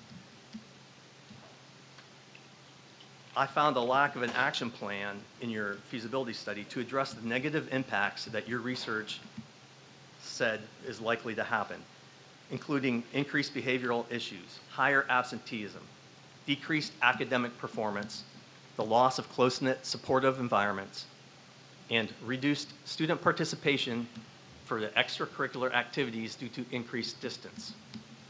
These are outlined in at least 4 of your articles. The district's research emphasizes that merger decisions should be made through an open, transparent process with meaningful community participation. Mill Creek Township did this when they considered, Mill Creek School District, did this when they considered the closure of Chestnut Hill Elementary. They hosted open roundtable discussions where administration, board members, teachers, community members all sat down and had an open discussion. Despite the elementary teachers, many of them, and several stakeholders requesting that type of forum, so far we've been denied those requests. That raises serious questions about the district's commitment to transparency and community involvement. There's not been enough time exploring other viable options. At the November work study, Mr. Emmerich stated, due to the sewer issues and overwhelming message the voters sent, a new option was being presented, renovating the 3 schools and adding a pre-K. While the pre-K option has clear merit and appears to have support from several board members, it was only presented 4 months ago and has not been thoroughly considered. This was prepared before tonight. I know you mentioned you're considering adding the pre-K if you unify, but you can still add it if you renovate. Other possibilities also remain underexplored, like redistributing students between Waterford and Mill Village, or a 2-school option. So as board members, you have a responsibility to the children and to the stakeholders. You are expected to ask questions and, peel that onion, dig in a little bit, get some answers. Please do not gamble with the future of our children and our communities. If you feel you need more information or more time to fully review the data and explore other options, Or if you just still have unanswered questions, like it seemed Mr. Emmerich mentioned tonight, there are some things unanswered, such as the traffic studies. I think there's an unanswered question with busing, right? That's a big issue. If you have these questions that are unanswered now, you must vote for renovation. Most importantly, you should listen carefully to the voices of the community who are clearly asking for a pause, meaningful community involvement, and thoughtful consideration. Thank you. Thank you.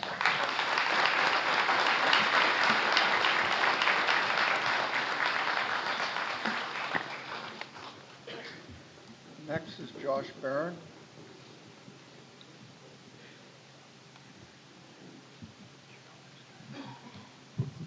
Good evening.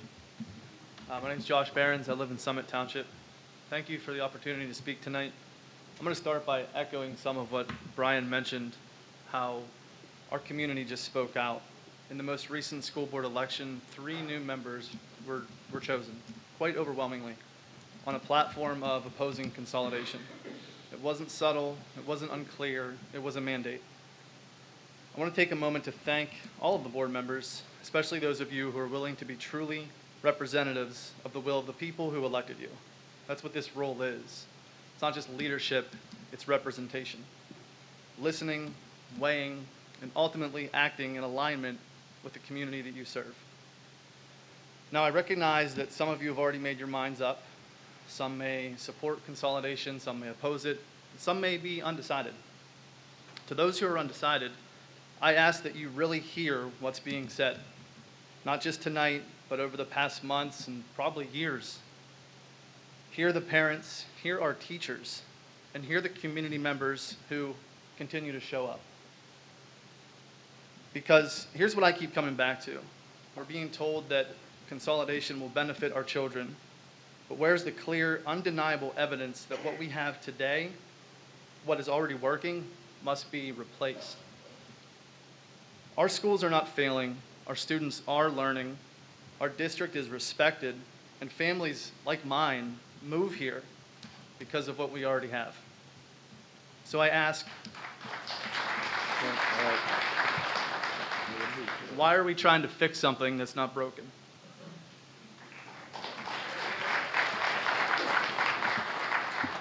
Beyond that, this decision doesn't exist in a vacuum. This is our community. These are our kids. We are their parents. And we're the taxpayers who fund this district. Our voices shouldn't just be considered, they should carry significant weight. And what do those voices say? Well, I haven't seen crowds showing up supporting consolidation. I haven't seen people organizing, campaigning, standing at polling places to push for it, but I've seen the opposite. I've seen packed rooms like this one. I've seen people taking time out of their lives to stand here and say clearly and consistently, we don't want this.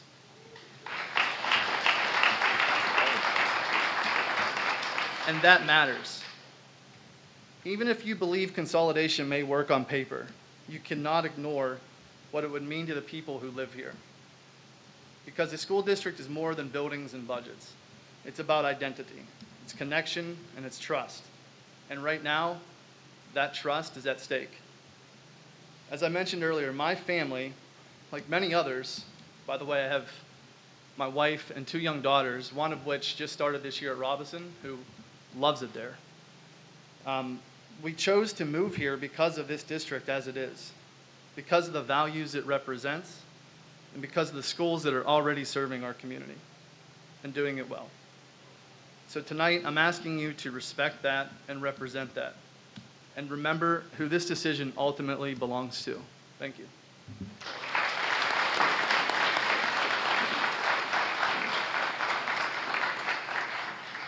Next is Cindy Matta. Good evening. My name is Cindy Lawrence Matta, and I live in Summit Township.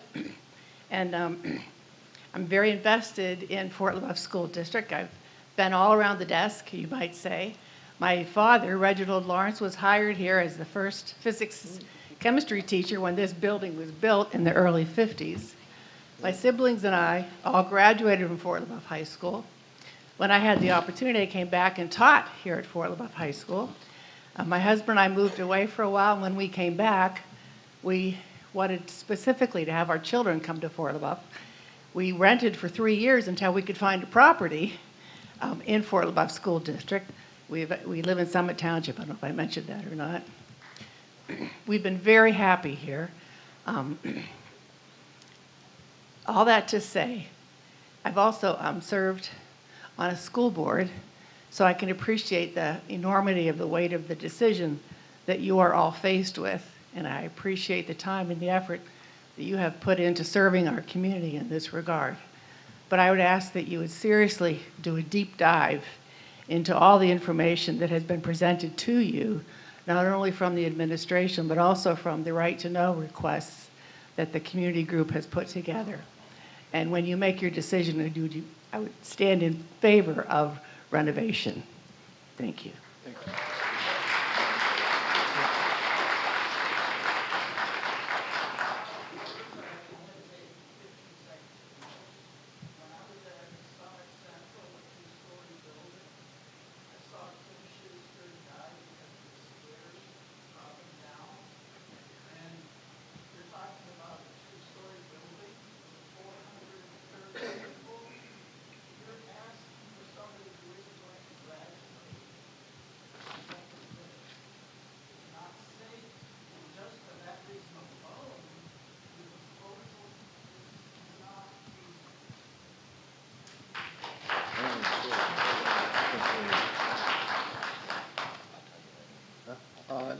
Next is Patrick Long. Isn't that Daryl Moak? No? I got Daryl. Oh, I'm sorry, Daryl Moak, I'm sorry. Daryl? Hey, Pat, I skipped over this gentleman, I'm sorry. Excuse me? You'll be next. You'll be next. Okay. I misspoke. Certainly. Thank you.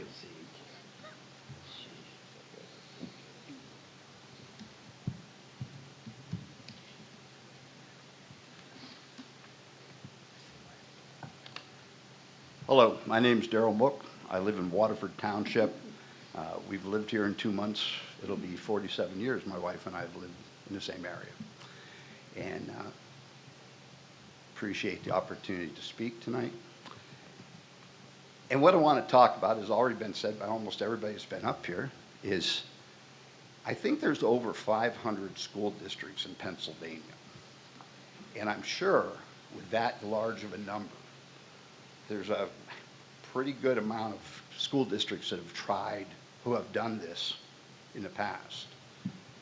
And I know the two things that interest me are proving that this will increase or help the education of the children. I would think that'd be a pretty easy thing to check. And thanks to Mrs. Phillips for bringing that up. I don't think, I'm not sure it has been proven at all. And I think that should be a pretty easy thing for you folks on the board to look into and know the facts of that. So that was one thing. The other is the safety concerns out of the two-story school. Yeah, I realize I saw, pay attention while you were showing how the exits would work. I do not agree with your assessment that that'll be enough safety for that school. I think you're going to have to increase security at the school. You're going to have a large number of people that you need to get safely out of a building. And I have doubts that that can happen. When you start estimating what the costs are going to be, if you have someone that you feel can give you a number and you think we should all believe that number, give me his name and number, because I may want him as my financial advisor. Okay. I have a feeling, I saw 3% inflation. I think it could be anywhere from 2 to 8%. That's a guess. I'm not sure. You're going to find the savings that you think you will. By the time this is gonna, I don't know what year you decided to start, if this was gonna happen, when it would start. I would take it it's gonna be at least another year or two. It's gonna take probably a couple years to get it going. How much is that going to increase that cost? And I don't think any of us can answer that. And I don't care if you do a study, you will not get an absolute answer. All right? I don't believe it's going to happen that way. I thought I saw it, and my wife worked at the school district for about 15 years. And we've talked about it, and she still talks with some of the teachers, some of the people she worked with. And they said there would be no reduction in staff. But as I saw where you're going to save money, it was, reduce the number of maintenance people, janitorial services, people that worked in different areas of the school. There are going to be cuts. So if you're willing to cut people, and I'm not, but if you're going to do that, if you did it now in the schools that you have, if you were going to get tight-fisted on that, you would save a lot of money wherever their kids are going to school if you're going to cut positions. And I don't know, maybe the trick there was it was teaching positions, but I saw a lot of cuts. But I think that was one of the big things that was brought out was there will not be cuts. So I'm not sure how you would respond to that.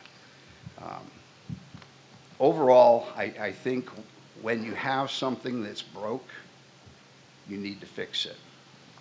When things are going, when this district is doing so well, and because of people like yourselves that have served as the supervisor, superintendent, the board members,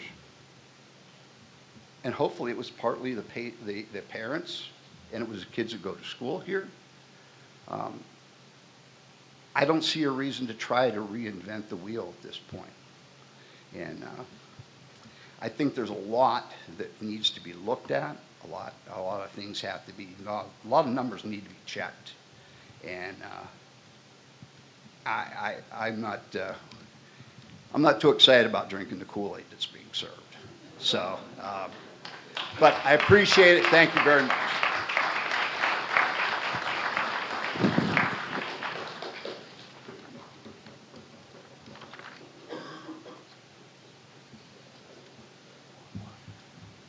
My name's Pat Long.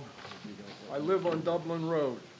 I've lived in Waterford Township for over 40 years.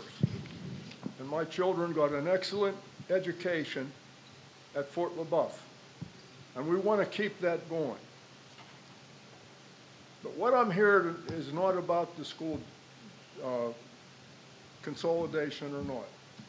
I'm here because we need the school board to make it policy that all meetings, all school board meetings, be held at the Waterford Township School District.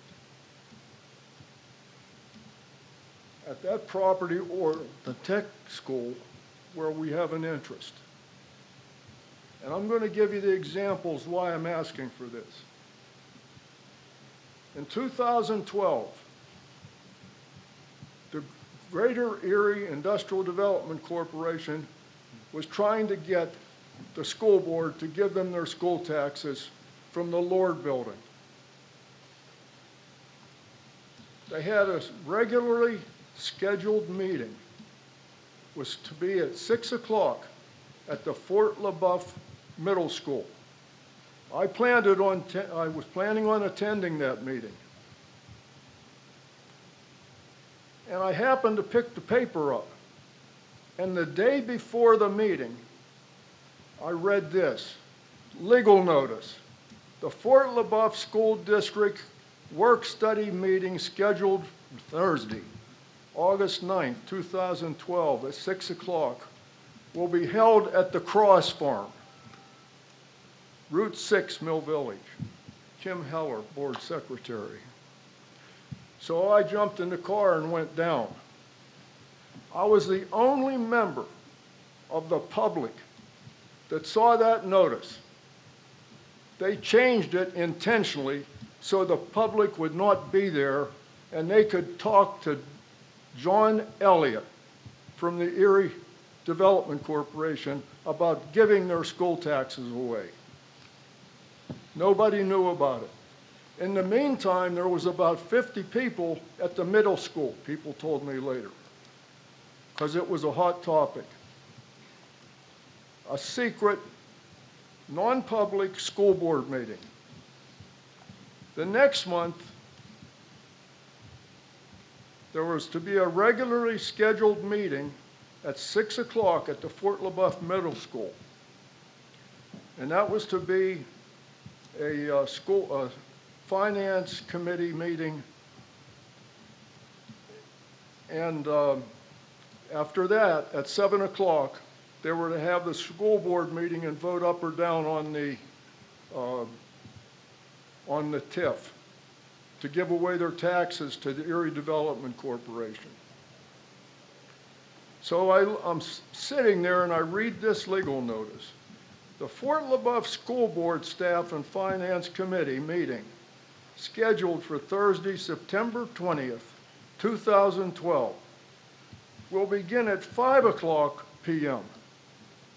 It had already been advertised and scheduled for 6. So I jumped in the car and drove down. And I got there a little bit after 5 because I thought the meeting was at 6. And I interrupted when I walked in on the meeting, dear John Elliott, having 1 solid hour to talk to the school board and convince them to give up their school taxes.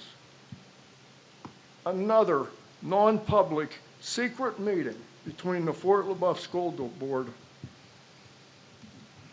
and John Elliott. When that meeting ended, I came out in the hallway. That was in the library of the middle school. When I came out, in the lobby, there was all kinds of people. Some of them had signs. And I told them, you're too late. They've already had that meeting. We need to have all school board meetings at the Fort LeBoeuf School District property, and you shouldn't be changing times to make them secret. And that's what I'd like to see. I'd like to see someone make a motion and make that policy at this school.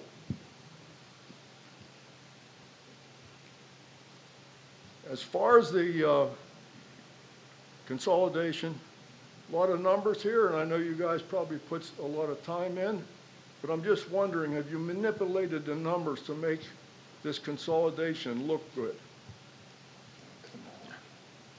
The school properties that we have now, I think, are in pretty good shape, and we can afford to put some money in.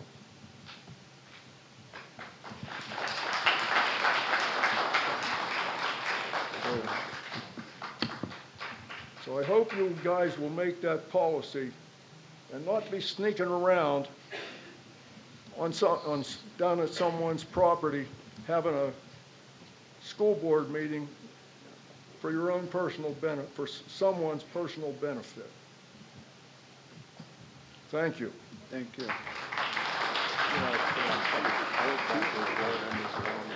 Next is Ali Coletta.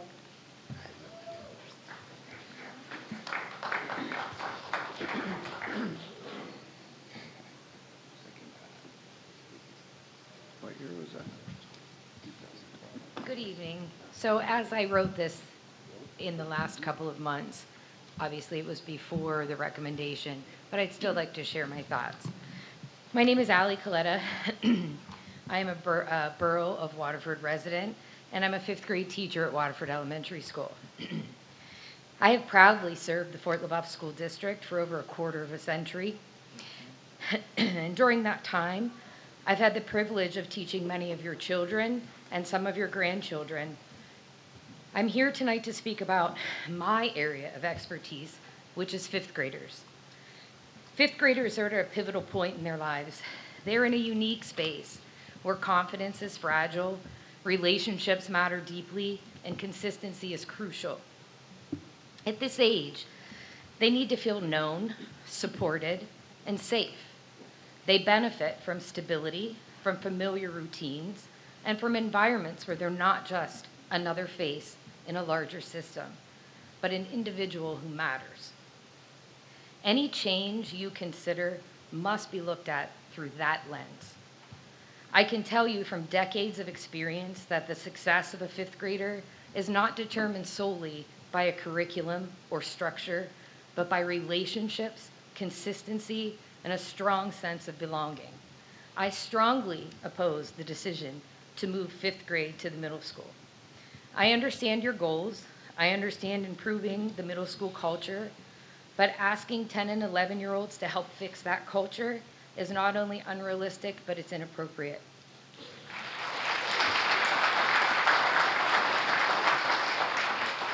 That responsibility belongs to the leadership, systems, and adults, not children. This is not just a feeling, it's supported by research. Studies on school transitions consistently show that moving students to middle school earlier leads in declines in academic performance. These are not small changes, these are measurable setbacks during critical learning years. Even more compelling research compares school structures. Studies show that students who remain in elementary school environments longer often do better. Researchers have found that students in elementary schools report higher levels of achievement and fewer behavioral problems than students who transition earlier to middle school. Another study concluded that this disruption can have lasting negative effects on both academic and social outcomes. That matters because fifth graders are still children. They are at one of the last stages of childhood where they need structure, consistency, and strong relationships with one primary teacher. Research supports this, noting that younger students benefit from stable relationships with fewer teachers and a consistent classroom environment, which are all hallmarks of elementary schools, not middle schools. Middle schools are larger, more complex, and socially intense environments. The idea that younger students will somehow change that culture is deeply concerning. Children should not be expected to influence older students' behavior. It's not their burden to carry. And beyond the research, that's about childhood. In today's world, our students are already growing up too fast. They are dealing with the pressures we never had at their age: social media, academic demands, social challenges. Elementary school is one of the last places where they are protected, supported, and allowed to still be kids. Moving them to the middle school takes that away sooner. This decision is not just about logistics and space, it's about what is best for children. Since the aftermath of COVID, I have participated, as well as my fellow teachers, in numerous professional development trainings focused on trauma-informed practices, managing student anxiety, understanding behavioral health, recognizing warning signs of self-harm, and fostering a sense of belonging and connectedness amongst others. I question how many additional trainings educators will need to attend to address the heightened social and emotional challenges that will arise from this change. We should not be asking fifth graders to fix a system. We should be fixing the system for them. So as you weigh this decision, I urge you to consider not just how this plan works on paper, but how it feels to the children it will impact most. Consider their transitions, their sense of security, and their readiness for change. Because at the end of the day, everything we do, every decision we make, should come back to what's best for them.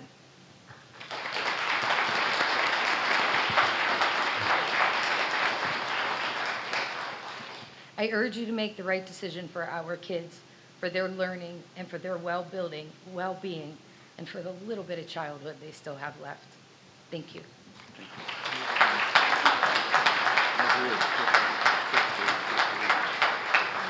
Next is Jason Karnowski.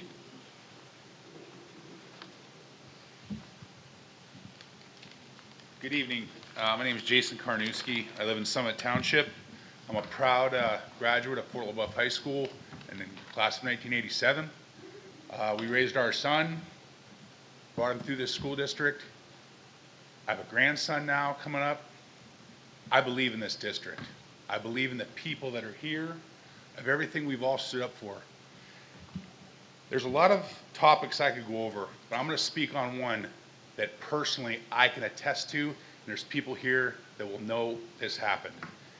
In 1978, 1979, there were fires set at Robinson School in Summit Central. At that time, K through 4th were shipped to Manchester School in Fairview. Now there's a nursing home there. I spent an hour and 10 minutes every morning and every night, getting up early with my brothers and sisters that were 6, 7 years older than me, coming home late at night, still expected to do all the homework. No parents drove out to Fairview to be part of any plays, any PTAs, anything like that. There was no involvement. Too far. I did that for a complete year. Now, granted, I get it. Fort LeBoeuf had to pivot. There was a fire. We had to do something to educate our kids, okay? And also, I appreciate every single one of you up here. I've had meetings with Mr. Emmerich. I've spoken to. I respect everyone's opinion.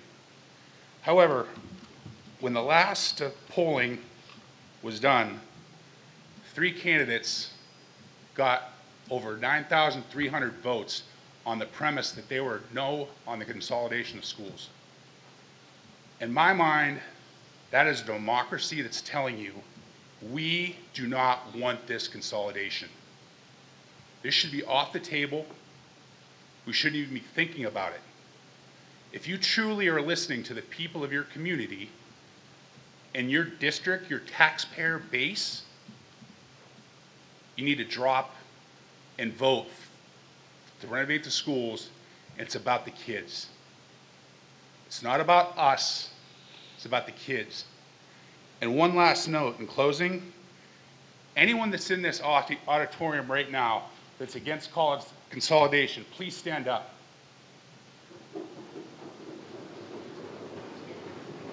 Against consolidation, please stand up. These are the people here that are taking the time out of their schedules to meet at houses to talk about ways that this is not right for our community, it's not right for our kids. Please, do the right things. And I appreciate everybody coming out tonight and showing one group. Let's all stick together. Thank you.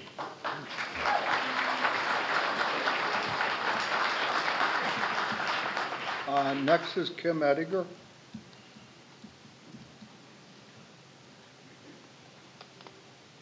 Good evening. My name's Kim Edinger. I live in Summit Township, and as far as the district, I've been part of it in some way or another for over 50 years. First as a teacher for over 35 years, and as a parent who sent 5 kids through the district, then as a school board member. Now I'm a proud grandma who sent in her grandkids here, but right now I guess I'm a community member. So I'd like to thank you for giving me the opportunity to speak. And when I addressed the board in January, I asked you, because I was always big on communication when I was on the school board, to please mail something out to the taxpayers to let them know that you were going to have a public meeting. And I was thrilled to get a letter on March 25th inviting me to this meeting. Kind of, wasn't really an invitation, but I took it that way. So anyway, since that meeting, I did visit the Fort LeBoeuf website to read more about the campus model. And I gotta be honest, it's a little hard to navigate that website. It was kind of hard, but that's another thing. One of the things I did find was a letter that Mr. Hordusky had sent out on September 5th, 2025, and it was addressed, "Dear Fort LeBoeuf families and community members," and that really struck me because I was no longer a teacher or on the school board. My children had graduated, so I was in that part of community member. But I was wondering how that letter was distributed, because I'd never known that letter was even out, and I was curious if any other community members were even aware of it. And after I read it, it did bring up some questions to me. And I'll be honest, you did answer some of them tonight, but I still kind of wanted to share a few things that I thought about when I read that. Because in the one section that was marked how it helped the budget, the figures were there on how much it would be for the unification and how much we'd be spending for the renovations. And I saw tonight that those numbers had changed, because at that time there was a difference in $7 million, and now it's a little over $2 million. But also in the section that Bruce had in that letter, it said that the shorter bus rides were addressed. They didn't want any students to be over the 40 minutes. And that if that meant adding buses and changing routes and hiring more bus drivers, that they would consider doing that you guys would consider doing that. So I was wondering if that price, that monies that was considered, that was going to be less money to consolidate, did that also include, well, what if we need more buses? What about the maintenance of those buses? What about hiring more bus drivers? What about more buses, more gas? So was that also included in there? And also in the section that said the savings of the 1.4 million that would happen yearly, there'd be lower utility, less maintenance, staff costs. But again, I'm wondering, in that savings, did that take into account that there might be more buses, there might be more maintenance, there will be more staff with bus drivers, and also the campus model is going to be a larger building. So I don't know enough about that, but it's a 2-story building versus the 1-story of the other buildings. You know, as far as my dad always said, 2 stories, hot air rises and the heat and whatever. So I'm thinking, is it going to be not as much of a savings in, let's say, for instance, heating, but also you will have 3 buildings that are going to sit empty. While they're sitting empty, unless you have somebody that's already said they're going to buy those buildings, you're going to have to keep some utilities going in there too. So those utility costs that you're saving on until those buildings would be sold, you have to keep the heat on in them. Some electricity, I would assume. I don't know about the water. Especially in the winter, you're going to have to keep them heated. So I'm just wondering if those things were also taken into consideration when you were doing those costs. But finally, that letter and then several of the documents that I read and then what was stated tonight, it addresses that decline in enrollment. But I'm wondering if you've also considered that once you get rid of those neighborhood schools, your enrollment may decline even more, because we're not going to get the people coming out to Fort LeBoeuf and building their homes for their kids to go to that school. Thank you so much. Thank you. Especially for my invitation. Next is Heidi Kumar. Hope I pronounced that right.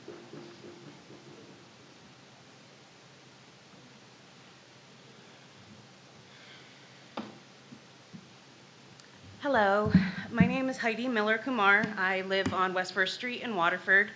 I went to Mill Village Elementary and I graduated from Fort LeBoeuf in 2004. I have lived literally all across the country and the world, and I still came back here to start a family. And I came back here wanting to go to Fort LeBoeuf, be in Fort LeBoeuf School District. I was lucky enough just actually this month to get back into Waterford, because it's a really competitive real estate market out there, because everybody wants to be in Fort LeBoeuf School District. It's really hard and really expensive to get into Fort LeBoeuf School District. But I think that says a lot. People are willing to do it because this is where we want our kids to go. As has been mentioned, our elementary schools are consistently in the top 5 in the whole state. So at this time, I don't see how it would make sense to take this kind of gamble. We're gambling with our kids' futures, and we're also gambling with an entire town. I think that the community is making it pretty clear that a lot of us are against this, and for a lot of reasons, and it's been mentioned, but what's going to happen to the old schools?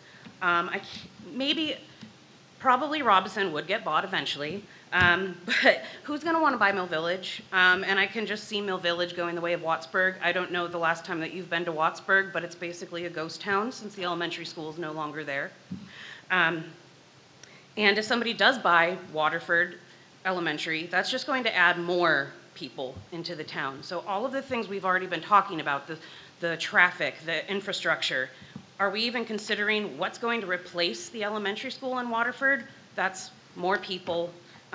It hasn't been mentioned tonight, but I heard recently that the sewer system, we're not even sure yet whether the sewer system in Waterford can handle this mega school, the infrastructure of Waterford. And so why are we spending millions of dollars? If we really care about taxpayers, why are we spending millions of taxpayer dollars on all of these things that are hypothetical? We might not be able to do this. Waterford might not be able to handle this mega school. As we all know, Waterford is considered a historic town. And when there's two things that I think of that go together, it is not historic and anything with the name mega in it. I don't think that this town or the infrastructure of this town can handle a mega school. My family have ran businesses in Waterford in the past, and we still currently do. And the amount of traffic, and it's already hard enough with parking. And honestly, even just trying to get onto the main road off of West First Street, it's dangerous. Yeah, I know that the borough's done all they can. You know, we have a 25-mile-an-hour speed limit, things like that. Yes, those things have helped, but all of this extra people, extra traffic, it's not going to make us any more safe, and it's definitely not adding to why people want to live in a community like Waterford. I just feel like it's throwing the town and the school district into chaos for something that is not proven. We know that Fort LeBoeuf is a great school. We know Mill Village and Robison and Waterford Elementary are fantastic schools. What we don't know is what's going to happen if we try this model. I haven't talked to a single person, not a single other mom at T-ball practice, no one who actually thinks that this is a good idea. No one really understands why we would want to do this. I do thank everyone for it was a really informative, I learned a lot tonight from this presentation, but the things that I kept hearing are a lot of we have to see, or we haven't done this yet, or we don't know. There's so many unknowns that how can we take tax money or just our kids' futures with so many unknowns? I know that if I want my tax money going anywhere, it is to our kids and to our schools. So I just hope that you can make the responsible decision to continue investing in our great school district with a proven track record of excellence. Thank you.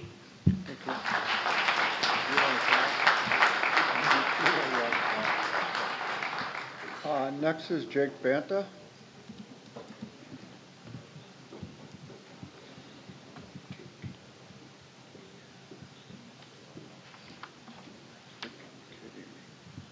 Jake Banta, 13023 Old Plank Road, Waterford, Pennsylvania.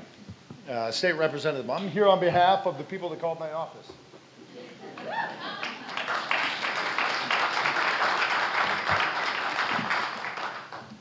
My first question is, what is Denny Fortin using on his hair? Is he still here? Oh my God. I wish I had that hair. Anyways, I just had to say that because I haven't seen him in like a year. Hey guys, we're here for a really important reason. I think this gentleman right here already asked the question, but I'll ask it again. By a show of hands, who would like to keep things as they are? Guys, and we knew that. That's why you showed up tonight, folks. But to these guys up here, they're looking financially at what they got to do, and really that's a testament to you guys because they love your school. They love what you're doing, and that's your credit. That's the credit you get for what these folks are here because they don't want you to do anything different. You're doing what you're doing. But to keep things like that, you got some people to show up here. I mean, Marv stopped at my office a couple times, got Ted off of a roof, and a lot of people here on a night like tonight because they care about this. Guys, I go down to Harrisburg and we talk about money all the time, and it's just a big number to me. I don't know, $7 billion rainy day fund from a $7.4 general fund. There is a lot of money down there. So why can't we get a few $1 million to renovate these schools, right?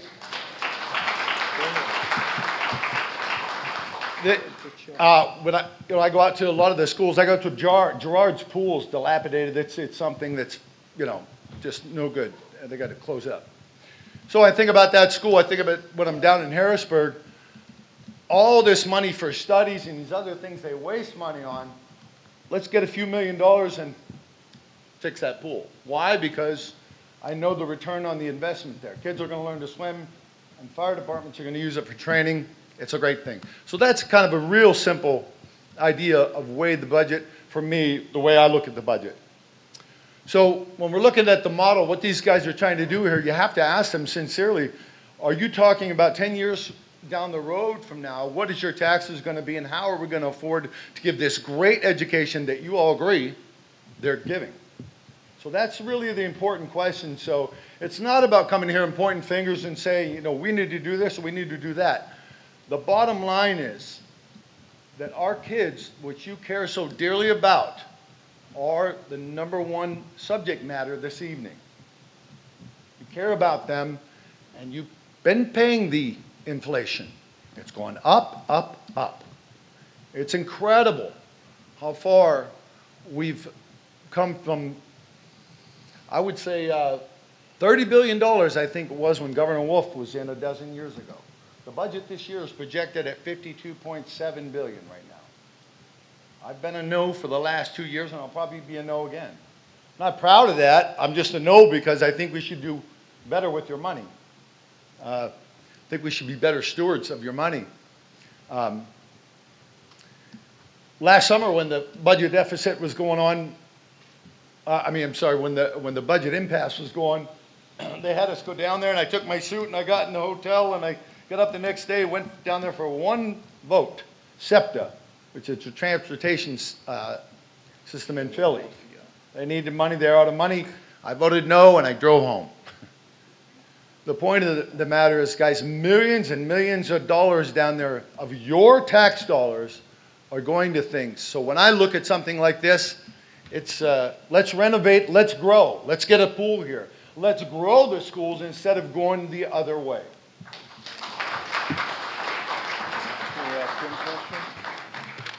I wrote a few things here, and my wife always tells me to read what I write instead of just rambling on, so I'm going to read a few things for you. Again, guys, the budget, the rainy day fund is $7.4 billion. We have 6.2 in the general fund, and Governor Shapiro has talked about 52.7, I think. So in looking at those numbers, we're talking about a school here that does a wonderful job, and people, like the last speaker said, people want to get their kids out here. Whenever I'm out and about in our community, in my district, people are saying, I would love to have my kid go to Fort LeBoeuf. So again, to a testament to these guys, they're doing the right thing. So at the end of the day, the only issue we really have is money. That money is in your state budget. And so I'd rather go down there and fight for that than to see you guys consolidate and bring it over here. So that's the way I feel about that. Again, guys, we're all neighbors. We're all friends and family. I think we're all here for the same reason. That's our kids. It's just how economically we can do that, give them a good education, and continue our way of life here. Thank you very much, and thanks, guys. Thank you. Next is Shannon Scully.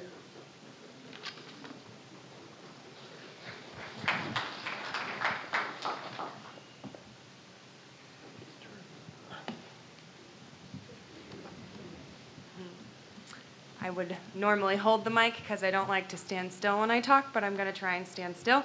My name's Shannon Scully. I have spoken in front of you all before. I live in Summit Township. Thank you. I know this is a much longer meeting than you anticipated tonight, so I appreciate your time. I just wanted to let you just take a second. Everyone has talked about a lot of, really big things, important things, but I met with Mrs. Turry a couple weeks ago, and we had a really great conversation. And something that I talked about with her is that we this is a societal thing. This is not a Fort LeBoeuf thing. But as a society, right, the reason we're doing this increase in trauma training for our teachers is because we are seeing an increase in trauma in our children. And that is not a reflection of LeBoeuf. That's a reflection of society and where we are. Consolidation is not going to help society, right? So when I started thinking about what kinds of things can we do, Fort LeBoeuf is in a really unique position to strengthen our community through our community schools. This representation here right now just goes to show that the community is, and again, all of you, everybody here is here for our community, for our kids. Our community is only as strong as our schools and our kids are. And I think that with 3 community schools, we have an opportunity to reach parents and students in a very unique way when we're talking about societal needs, trauma, and all of the things that our kids are experiencing. And I don't think that we can do that in a unified school. I don't think you will reach all of the parents and have even a support group to really reach out. I think the setting that we currently have, if we keep it, which I would hope that you would vote to keep, I think that that's kind of been the overwhelming majority, but there is such a unique opportunity for outreach to the community that other districts do not have. They don't have that same opportunity for that outreach. And if we consolidate schools, we lose that opportunity. And again, obviously, we have a community that's really engaged and involved and wants what's best for our kids. And so I hopefully will be before you again in the future to talk about some ideas that I have about community outreach through each of our schools. But I really, if you vote to consolidate, we will lose the opportunity. And I think that community outreach will in turn make changes, and it's going to take some time. As long as the trust is still there, you have to build trust with the community. But if we can build that community outreach, I think the long run, you see a decrease in that 504 support. You see a decrease in the anxiety and the needs of the kids because you're reaching the parents in a different way. We have wonderful schools. We have wonderful community events. And I think that we are really positioned to do some really great things if we think outside the box and use the community schools that we currently have. So I'm not going to repeat everything that everybody else said because I've already said all that stuff in front of you, but I will be back to talk some more in the future. I appreciate everybody's time, I really do, and I really hope that you would consider the impact that we could have by keeping our community schools. Thank you.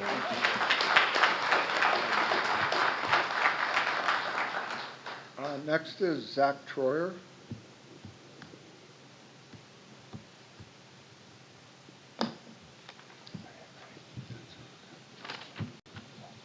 Hello. I'll make this really, really brief because I think much of what I was going to say has been said, and also the news here that's been said tonight kind of redirects, I think, what needs to happen here in the next few weeks. But in any case, very thankful for everyone up here and what you do. I do not envy the position that the school district is in, that the administration is in. It is a very challenging, hard thing, and it's not an easy thing to come in front of the community to propose. And the number one concern for me is the children's education. I would rather see taxes go up before we impacted education, and that directly impacts me personally, probably a lot more than many other people. That being said, there is a demographic shift and a real problem, and that's very clear from some of this information that you have. I will say past performance, not necessarily indicative of future results. My personal belief, and I said this, I think, at the July meeting, there is huge demand for growth in our district. People want to move here. Much of that in the town of Waterford has been limited a little bit about with the infrastructure here. There's been limits on really what can come in, what new housing can come in because of the infrastructure, specifically water and sewer. I do actually believe that in the next 10 years we're probably going to see a reversal to some extent I don't know if that impacts necessarily kindergarten enrollment immediately, but I do think we're going to see growth within this district, especially within the town of Waterford, and continued in Summit. That being said, it's very hard to predict. I don't know if we can go 10 years out and really know exactly what's going to happen. And so I would prefer to wait and see before we make a large capital project and see what happens in the next 10 years. And I appreciate the time that all of you spend on this.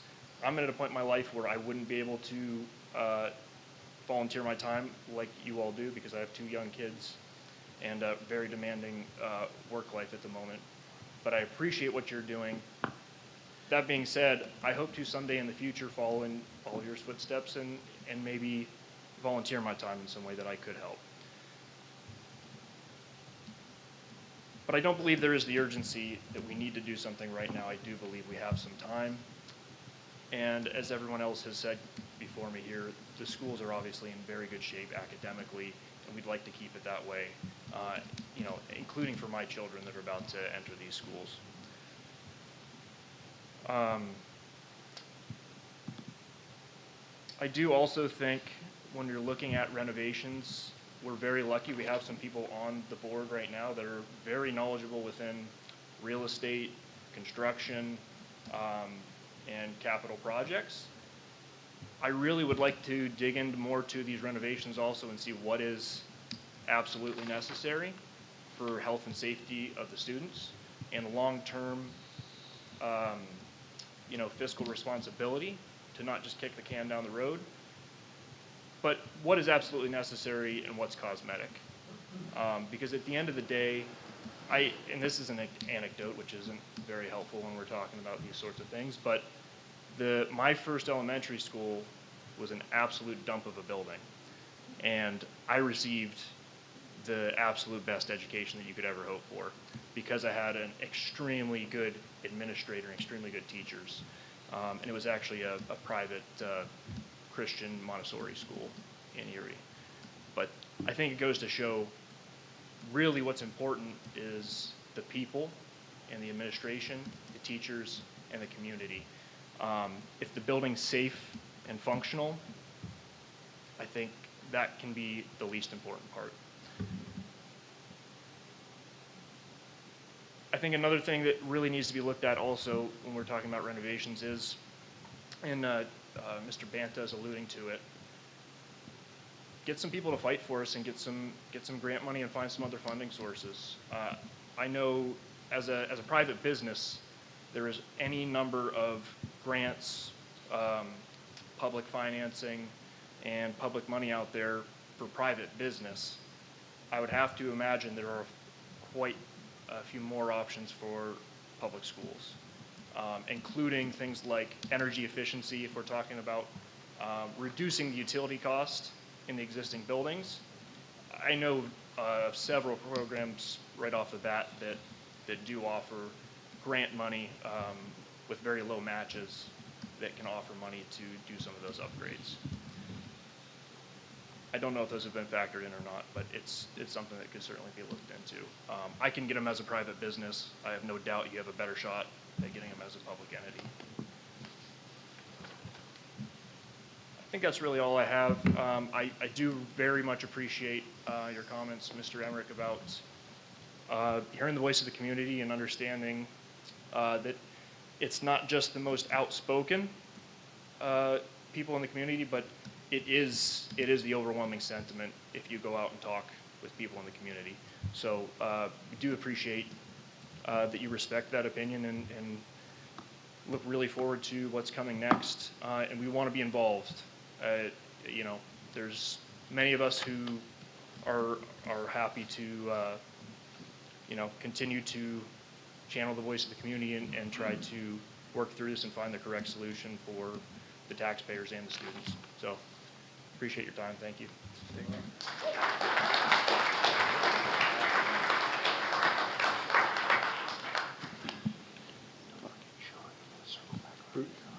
All right. Bruce, we had, I don't know if you got this one, we had one more, I don't know if he's still here, Anthony DeTore. Yeah. Okay, so we had one more that signed up. Okay. That Rob didn't bring.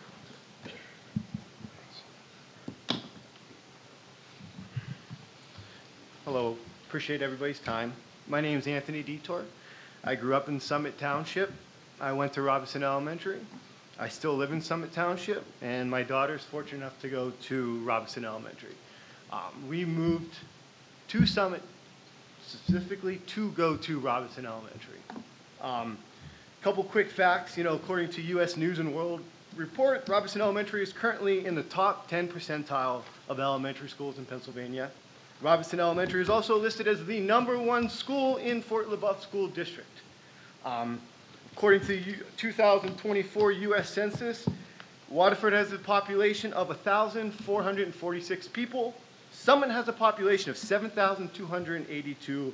Summit Township is just north of 5 times the population of Waterford, yet the discussion is about closing the school in Summit and not Waterford. And I'm going to go by saying, like, when I started middle school at Fort LeBoeuf, I had to take the bus. And I was getting on the bus around 6:45, and I can tell you I was on that bus for more than an hour every day. And that doesn't take into account winter, which there was times where we spent hours on that bus. No lie, God forbid someone got stuck or anything like that.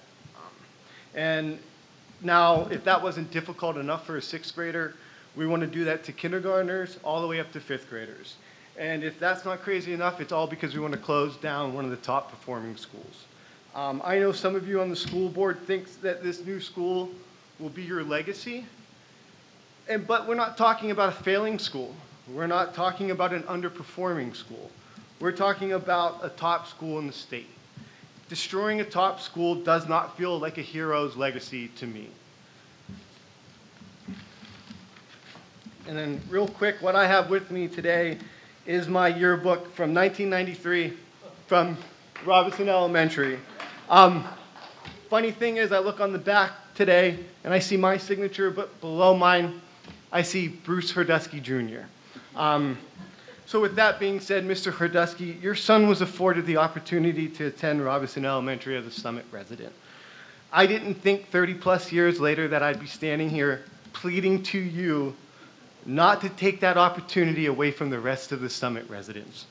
So thank you for your time.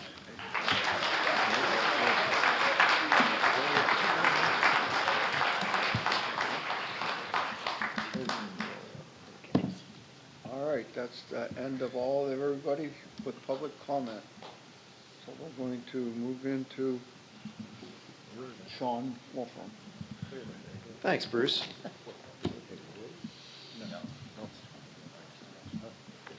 I have just 2 items here I'd like to talk to the board about. The first one, I talked to you here the last few months about 3 E-rate projects to update our fiber optics and our wireless systems at our middle school and high school campus. And we were waiting on some more bids to come in. So on the agenda, under staff and finance, item 6 is the fiber optic cabling. Item 7 are the access points, and item 8 are the switches. Remember, this is an E-rate project, which again is a grant that we receive. E-rate would fund 80% of this project if you choose to approve it. Again, this is Category 2 funding.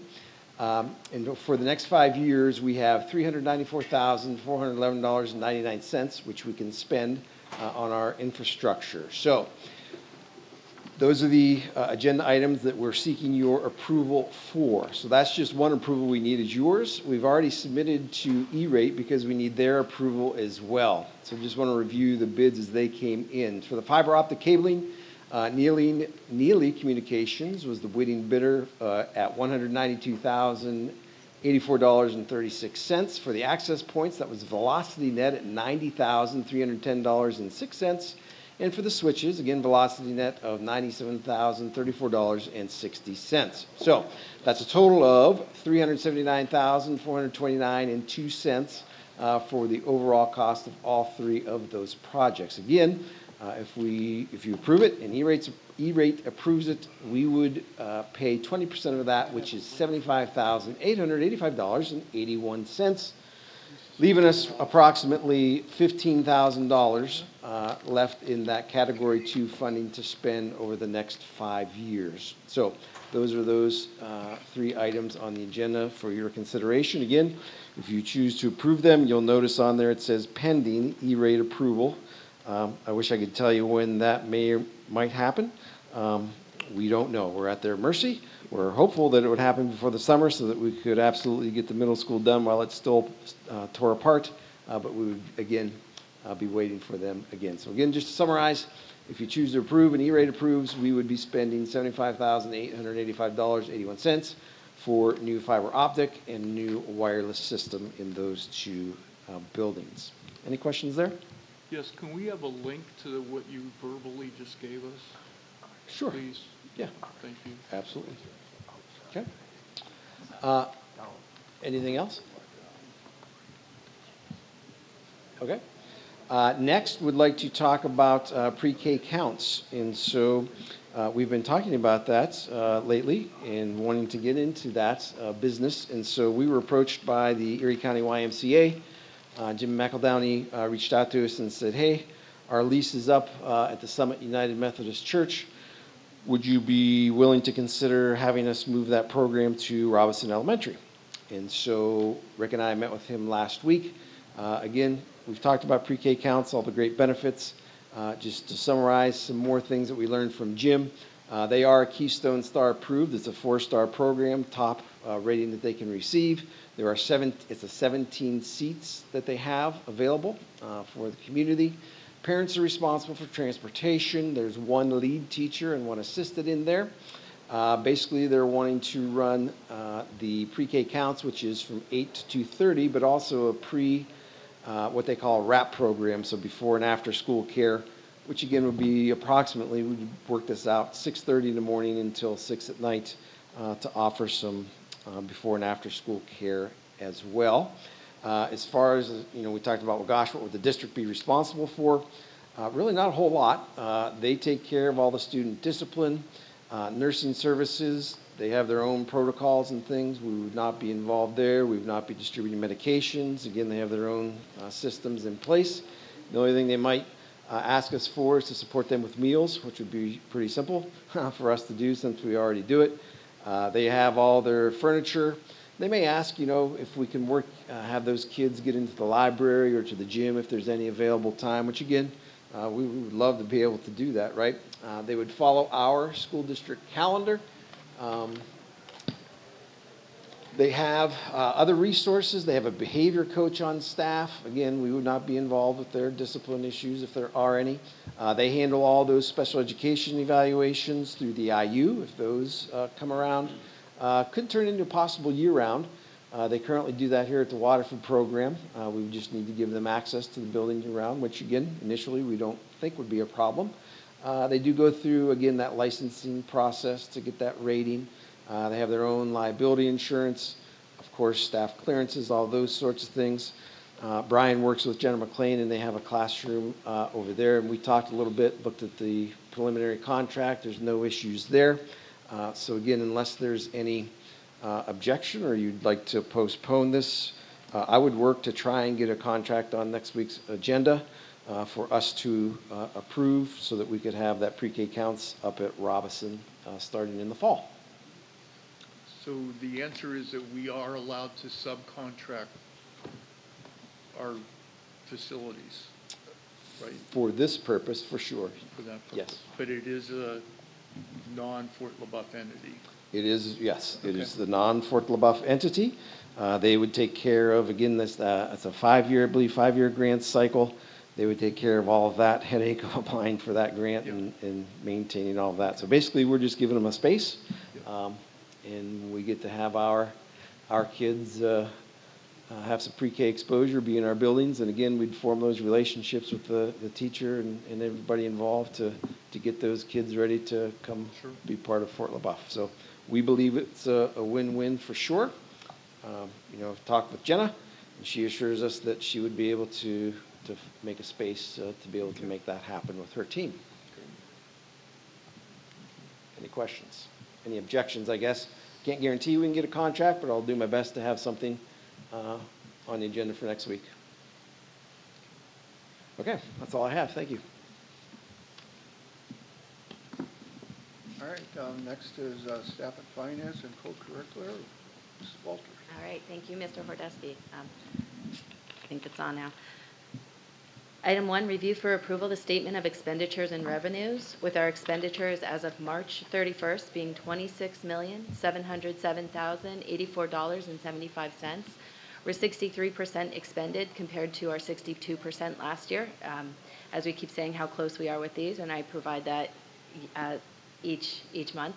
Our revenues are $34,494,164.29. We're 85% received on our budget, and as compared to 86% last year. Item 2, review for approval the quarterly activities report. This is for all of our buildings ending March 31st at $150,294.26, and that's once again for all 5 schools. Their balances are a little high because right now they're all kind of pre-funded for those end-of-year school trips that are going to occur. You're going to see middle school will be dropping down because the Washington, D.C. trip is occurring in May. So those fundraisers funds will be going to the vendors very soon. Item 3, review for approval the 2026-2027 cafeteria prices.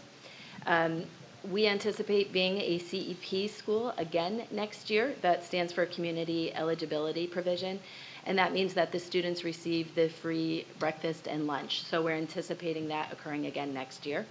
Other than that, the adult prices for breakfast and lunch increase by 5 cents. Milk increases by 10 cents, and that's in compliance with the school nutrition program. And apparently, I guess, I heard that price for milk has been 50 cents for years and years and years. So this is the first time we've seen movement in that in a while. Item 4, review for approval, permission to advertise for the diesel fuel and gas bids for 2026-2027. Item number 5, review for approval the 2026 contract with Summit Township for Picnicana Park. As you know, we use that as our home cross-country course. Item 6, review for approval to award the bid for the fiber optic cabling project for the middle school and high school pending E-rate approval, as Dr. Wolfram had just said. Along with items 7 and 8, it's review for approval to award the bid for the access points project for the same campus pending E-rate approval, and review for approval to award the bid for the switches project for the middle school, high school campus pending E-rate approval again.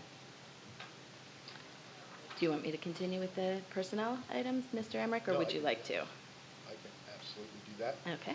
Item number 9, review for approval of the following resignations, A through F. Item number 10 is review for approval of the following positions. To be determined, a cook worker, effective 4/24, and that's for one of the resignations listed above. Carl Falk for junior high girls soccer coach. Carl Falk also for assistant girls soccer coach. And then we are looking, as you know, due to a recent resignation, a school psychologist. Item number 11, for approval of the following credit reimbursements, Courtney Bidwell. And then item 12, district substitute list. Item 13, the district volunteer list. Dr. Wolfram. Yeah, under instructional and educational programs, review for approval following parent-paid tuition request. Trevor Crispin, his son entering kindergarten. Item number 2, review for approval following camp requests. Letter A is Justin LeBoeuf's football skills camp. Letter B, Leanne Johnson for volleyball skills camp. Number 3, review for approval following trip requests. Letter A is David Tatter, taking a marching band down to Kennywood. Erie County Tech School is going down to Pittsburgh, and Shane McIntyre, again, is going to Kennywood with his AP Physics students. Anybody else got anything? I guess I'm looking for a motion to adjourn. Motion. All right. Thank you, everybody. Let's do the back.